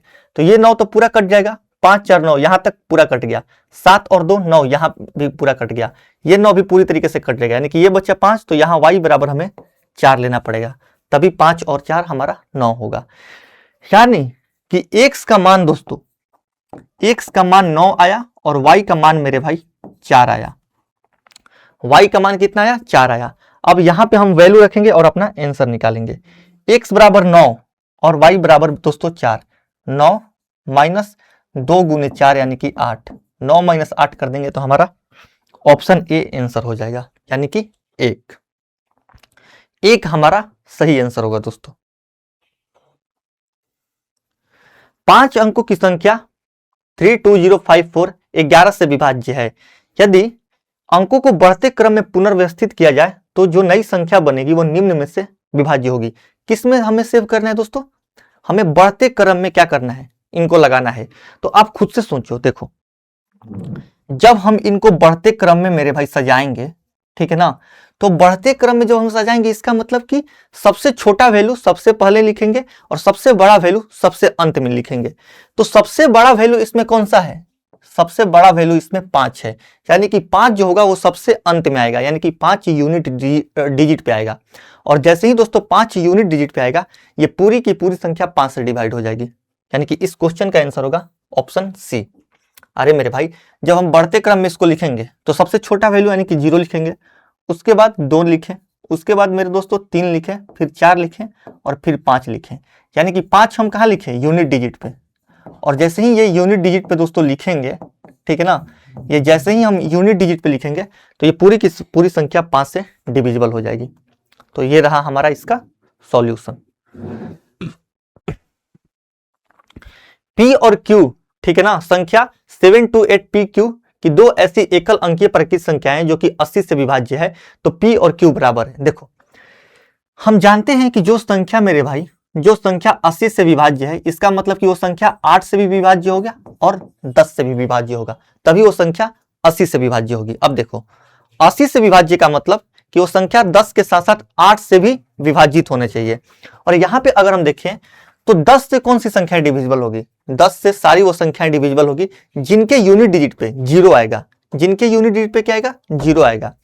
इसका मतलब कि अगर हम Q का मान देखें मेरे भाई तो 0 रखना पड़ेगा, Q का मान 0 रखना पड़ेगा, तभी तो वो संख्या 10 से डिविजिबल होगी, और 10 से डिविजिबल होगी तभी तो वो 80 से भी डिविजिबल होगी ना। अब देखो हम जैसे ही Q 0 रख लिए दोस्तों और Q का मान यहाँ पे 0 रख दें, ठीक है ना, Q का मान यहाँ पे मेरे भाई 0 रखें, तो P का मान अब हम दुनिया में चाहे कोई भी वैल्यू लें, P का मान हम कोई भी वैल्यू लें, जब 0 को P से मल्टीप्लाई करेंगे तो हमारा फाइनल जो आंसर आएगा वो 0 ही आएगा। ऑप्शन सी हमारा आंसर हो जाएगा। अब यहां से दोस्तों हमारा रिमाइंडर यानी कि शेषफल पर आधारित क्वेश्चंस स्टार्ट हो रहे हैं। 31 गुने 32 गुने 33 का 5 से भाग देने पर शेषफल कितना होगा? ठीक है ना, 31 गुने 32 गुने 33 को 5 से भाग देने पर, देखो कोई भी संख्या हो, ठीक है ना, अगर हम उसमें जानना चाहते हैं कि उस संख्या को 5 से अगर हम डिवाइड करें तो हमारा कितना शेषफल होता है, तो आप उस संख्या के यूनिट डिजिट को सिर्फ 5 से भाग दीजिए। यूनिट डिजिट को 5 से भाग देने के बाद जो मेरा शेषफल आएगा वही मेरे भाई उस संख्या को भी 5 से भाग देने के बाद वही शेषफल आएगा। अब जैसे यहां पे है 31 गुने 32 गुने 33, 31 गुने 32 गुने 33, जब इनको हम 5 से मेरे भाई डिवाइड करेंगे दोस्तों, जब हम इनको 5 से डिवाइड करेंगे तो हम जानते हैं कि यूनिट डिजिट वाला ही हमारा शेषफल होता है। तो 31 के यूनिट डिजिट पे क्या है? 1, तो जब 31 को हम 5 से डिवाइड करेंगे तो यहाँ पे 1 शेषफल आएगा, यहाँ पे 2 है तो यहाँ पे 2 शेषफल आएगा, और यहाँ पे 3 है तो यहाँ पे 3 शेषफल आएगा। अगर हम यहाँ से इसको मल्टीप्लाई करें तो 3 दूनी 6 गुने 1 6, 6 को अगर मेरे भाई 5 से हम डिवाइड कर दें तो हमारा शेषफल जो आएगा यानी कि जो हमारा रिमाइंडर आएगा वो कितना आएगा? 1, जो कि ऑप्शन बी है, जो कि ऑप्शन दोस्तों बी है।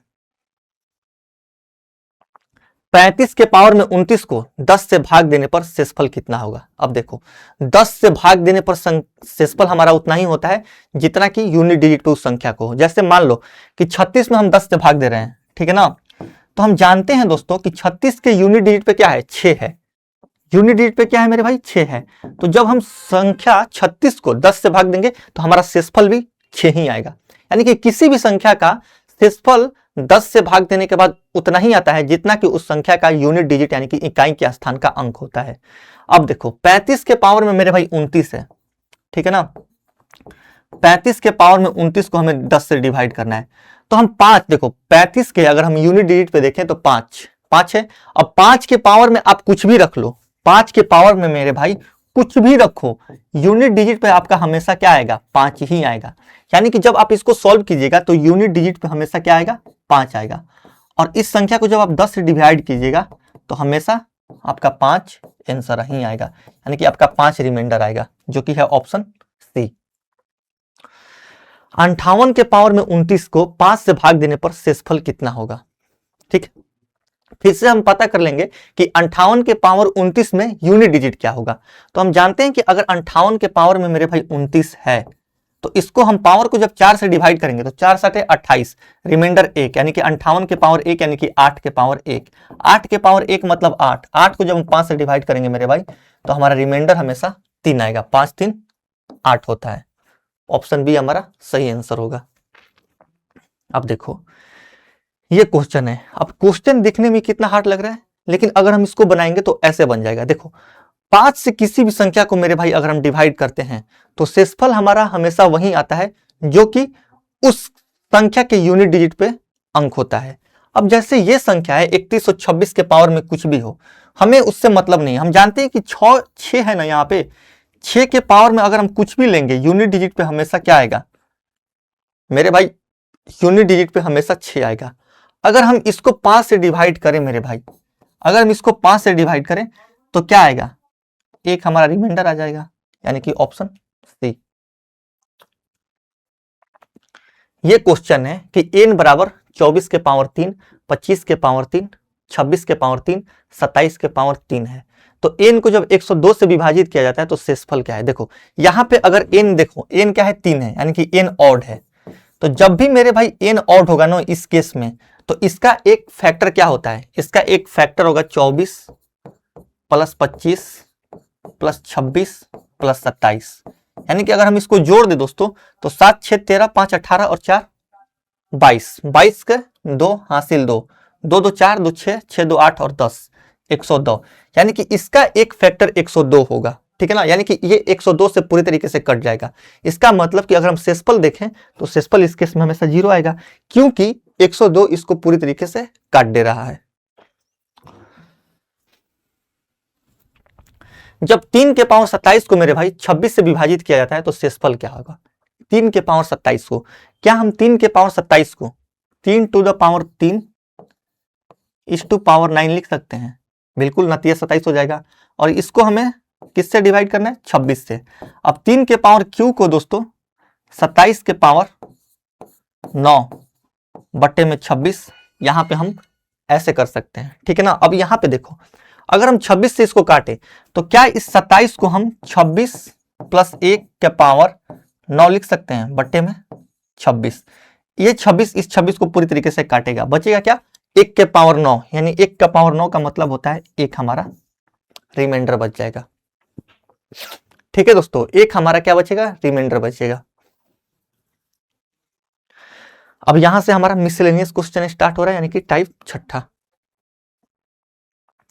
प्रथम 4 अभाज्य संख्याओं का औसत जो विषम है, ठीक है ना, हमसे ये पूछ रहा है कि प्रथम 4 अभाज्य संख्याओं का औसत जो कि विषम है। देखो अगर हम प्रथम 4 अभाज्य संख्या मेरे भाई लिखें तो कौन कौन सा होगा, 2 3 5 7, लेकिन कंडीशन यहाँ पे ये अप्लाई है कि प्रथम 4 अभाज्य संख्याओं का तो आपको औसत निकालना ही है, लेकिन वो चारों संख्याएं विषम होना चाहिए। लेकिन यहाँ पे अगर हम देखें तो 2 एकमात्र ऐसा प्राइम नंबर होता है जो कि इवन होता है। इसका मतलब कि आप 2 नहीं लिख सकते हैं, क्योंकि 2 एक सम अभाज्य संख्या है, तो 2 को आप नहीं लिख सकते हैं, यानी कि 2 को आपको काटना पड़ेगा। तो अगला इससे कौन सा प्राइम नंबर है, 3 5 7 11, यानी कि प्रथम 4 विषम अभाज्य संख्याएं यही हुए हमारे पास। तो अगर हम इनका औसत निकाले दोस्तों तो कितना होगा, 3 प्लस 5 प्लस 7 प्लस 11 बटे में 4, यानी 11 7 18, 3 21, 5 26, 26 बटे में अगर हम 4 कर दें मेरे भाई तो कितना आएगा, 6.5, 6.5 हमारा सही उत्तर होगा ऑप्शन डी। ठीक है ना, यहाँ पे सोचने वाली यही बात है। क्वेश्चन में देखो आप फंस कहाँ सकते हो, यहाँ पे विषम है, जो विषम है हमसे पूछ रहा है कि जो विषम संख्याएं हैं, ठीक है ना, अभाज्य तो है ही, साथ में विषम भी है मेरे भाई, तो आपको 2 को काटना पड़ेगा। 40 तक की सभी अभाज्य संख्याओं का औसत, 40 तक की सभी अभाज्य संख्याओं का औसत तो आप खुद से निकाल सकते हो, इसको लिख लो होमवर्क में, या फिर मैंने एवरेज के क्लास में ऐसे ऐसे बहुत सारे क्वेश्चन करवाए हैं, तो मुझे लगता है कि आप इसको कर सकते हैं। हाँ, देखो 4 अभाज्य संख्याएं आरोही क्रम में व्यवस्थित है, आरोही क्रम यानी कि बढ़ते क्रम में, इंक्रीजिंग ऑर्डर में। पहली 3 संख्याओं का गुणनफल 255 है और अंतिम 3 संख्याओं का गुणनफल मेरे भाई 1955 है। तो सबसे बड़ी अभाज्य संख्या हमसे पूछ रहा है। देखो 4 अभाज्य संख्याएं हैं, कौन कौन सी 4 अभाज्य संख्याएं, पहली, दूसरी, तीसरी और मेरे भाई चौथी। इसमें बोल रहा है दोस्तों, इसमें बोल रहा है कि पहली 3 संख्याओं का गुणनफल 255 है, यानी कि पहला गुने दूसरा गुने तीसरा, इनका गुणनफल कितना है दोस्तों 255, और अंतिम 3 का गुणनफल यानी कि दूसरा गुने तीसरा गुने मेरे भाई चौथा, अंतिम 3 संख्याओं का गुणनफल कितना है, अंतिम 3 संख्याओं का दोस्तों गुणनफल है 1955। 1955। अब थोड़ा सा दिमाग लगाना यहां पे, देखो पहला गुने दूसरा गुने तीसरा का गुणनफल 255 है और दूसरा गुने तीसरा गुने चौथे का गुणनफल मेरे भाई 1955 है। अगर हम यहाँ पे देखें तो दूसरी संख्या और तीसरी संख्या इसमें भी है और दूसरी संख्या दोस्तों और तीसरी संख्या इसमें भी है, यानी कि दूसरी और तीसरी संख्याएं जो है ना वो दोनों में कॉमन है। इसका मतलब कि वो दूसरी और तीसरी संख्याएं इनका HCF है। HCF क्या होता है, हाईएस्ट कॉमन फैक्टर। तो दूसरी और तीसरी संख्याएं हम ये बोल सकते हैं कि इनका HCF है। हम जानते हैं कि HCF हम कैसे निकाल सकते हैं। अब देखो जब हम इनका HCF निकालेंगे मेरे भाई तो हम इनका अंतर लेंगे जो कि 1700 है, ठीक है ना। अब 1700 इनका या तो वो हो सकता है क्या, अब 1700 इनका HCF हो सकता है या फिर 1700 का एक कोई फैक्टर हो सकता है। 1700 का फैक्टर अगर हम जानते हैं कि दूसरी और तीसरी संख्याएं अभाज्य है तो क्या 1700 का फैक्टर एक 17 होगा, बिल्कुल। इसका मतलब कि एक संख्या 17 है तो 17 में किस चीज से मल्टीप्लाई कर देंगे 285 आ जाए, 17 इकाई 17, 8 आएगा यहाँ पे, 17 5 85, एक तो 17 आ गया यहाँ पे, ठीक है ना। 1955 में से अगर हम 255 घटा दें तो कितना आएगा 1700 आएगा, ठीक है दोस्तों। अगर हम यहां से देख लिए कि या तो इनका फैक्टर या तो इनका कॉमन फैक्टर 17 हो सकता है या मेरे भाई 17 का कोई 1700 हो सकता है, फिर 1700 का कोई क्या हो सकता है, 1700 का कोई फैक्टर हो सकता है। तो 1700 का फैक्टर है यहाँ पे हम 17 गुने 100 लिख सकते हैं, ठीक है ना। अगर मान लो कि 17 से हम इसको काट रहे हैं, 17 से अगर हम इसको काट रहे हैं तो 17 गुने 17 कहीं 17, 85, 17 2 5 17 कहीं 17, 17 5 85, 115।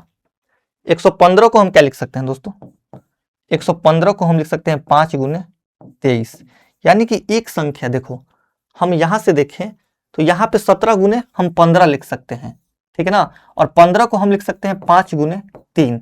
इसका मतलब कि जो तीनों संख्याएं हैं दोस्तों, जो तीनों संख्याएं हैं वो पहला 3 है, दूसरा दोस्तों 5 है और तीसरा 17 है।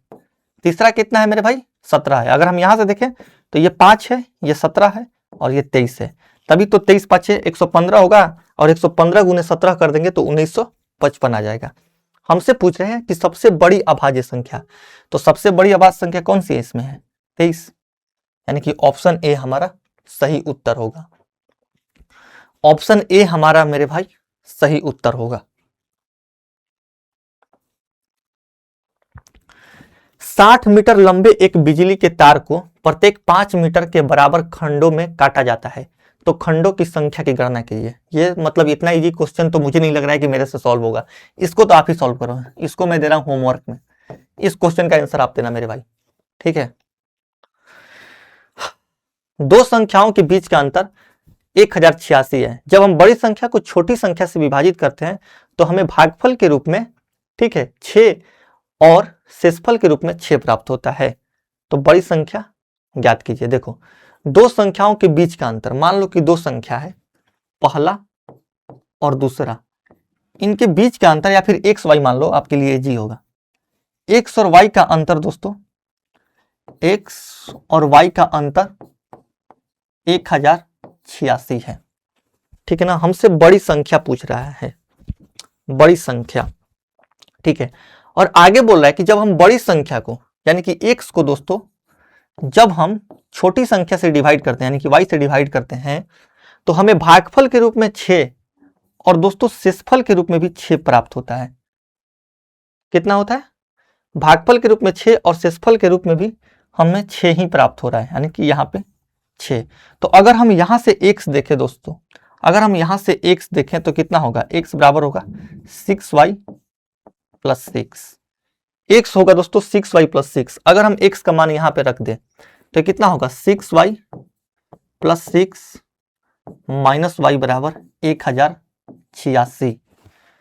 ठीक है दोस्तों, 1086। अगर हम इसको सॉल्व करें तो 6y माइनस y 5y बराबर 6। अगर हम इसको घटा दें तो 1080। ठीक है दोस्तों, तो y कितना होगा? 5 दूनी 10। अगर हम 6 अगर इधर घटा दें तो ये बचेगा 1080। 1080 को अगर हम 5 से डिवाइड करें मेरे भाई, ठीक है ना, 1080 को अगर हम 5 से डिवाइड करें तो 5 दूनी 10, 216, यानी कि y आ गया 216। दोस्तों y जो है ना, ये कितना आ गया? 216।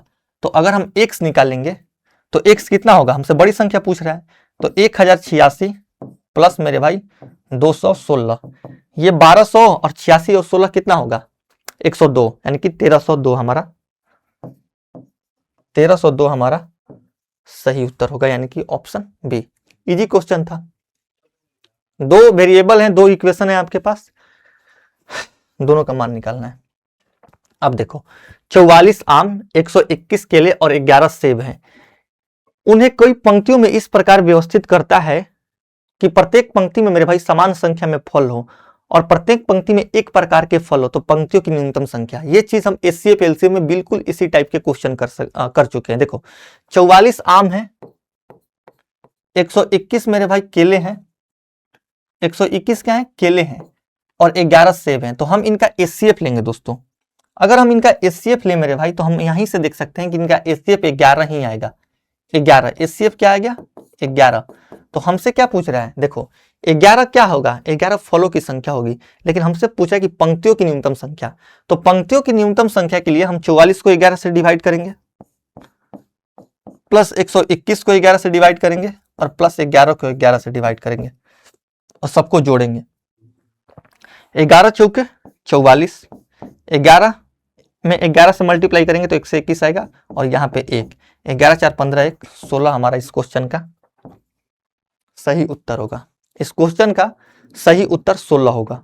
एचसीएफ से इन संख्याओं में अगर आप डिवाइड करके सब परिणाम को जोड़ दें तो आपके पंक्तियों की न्यूनतम संख्या आ जाएंगे।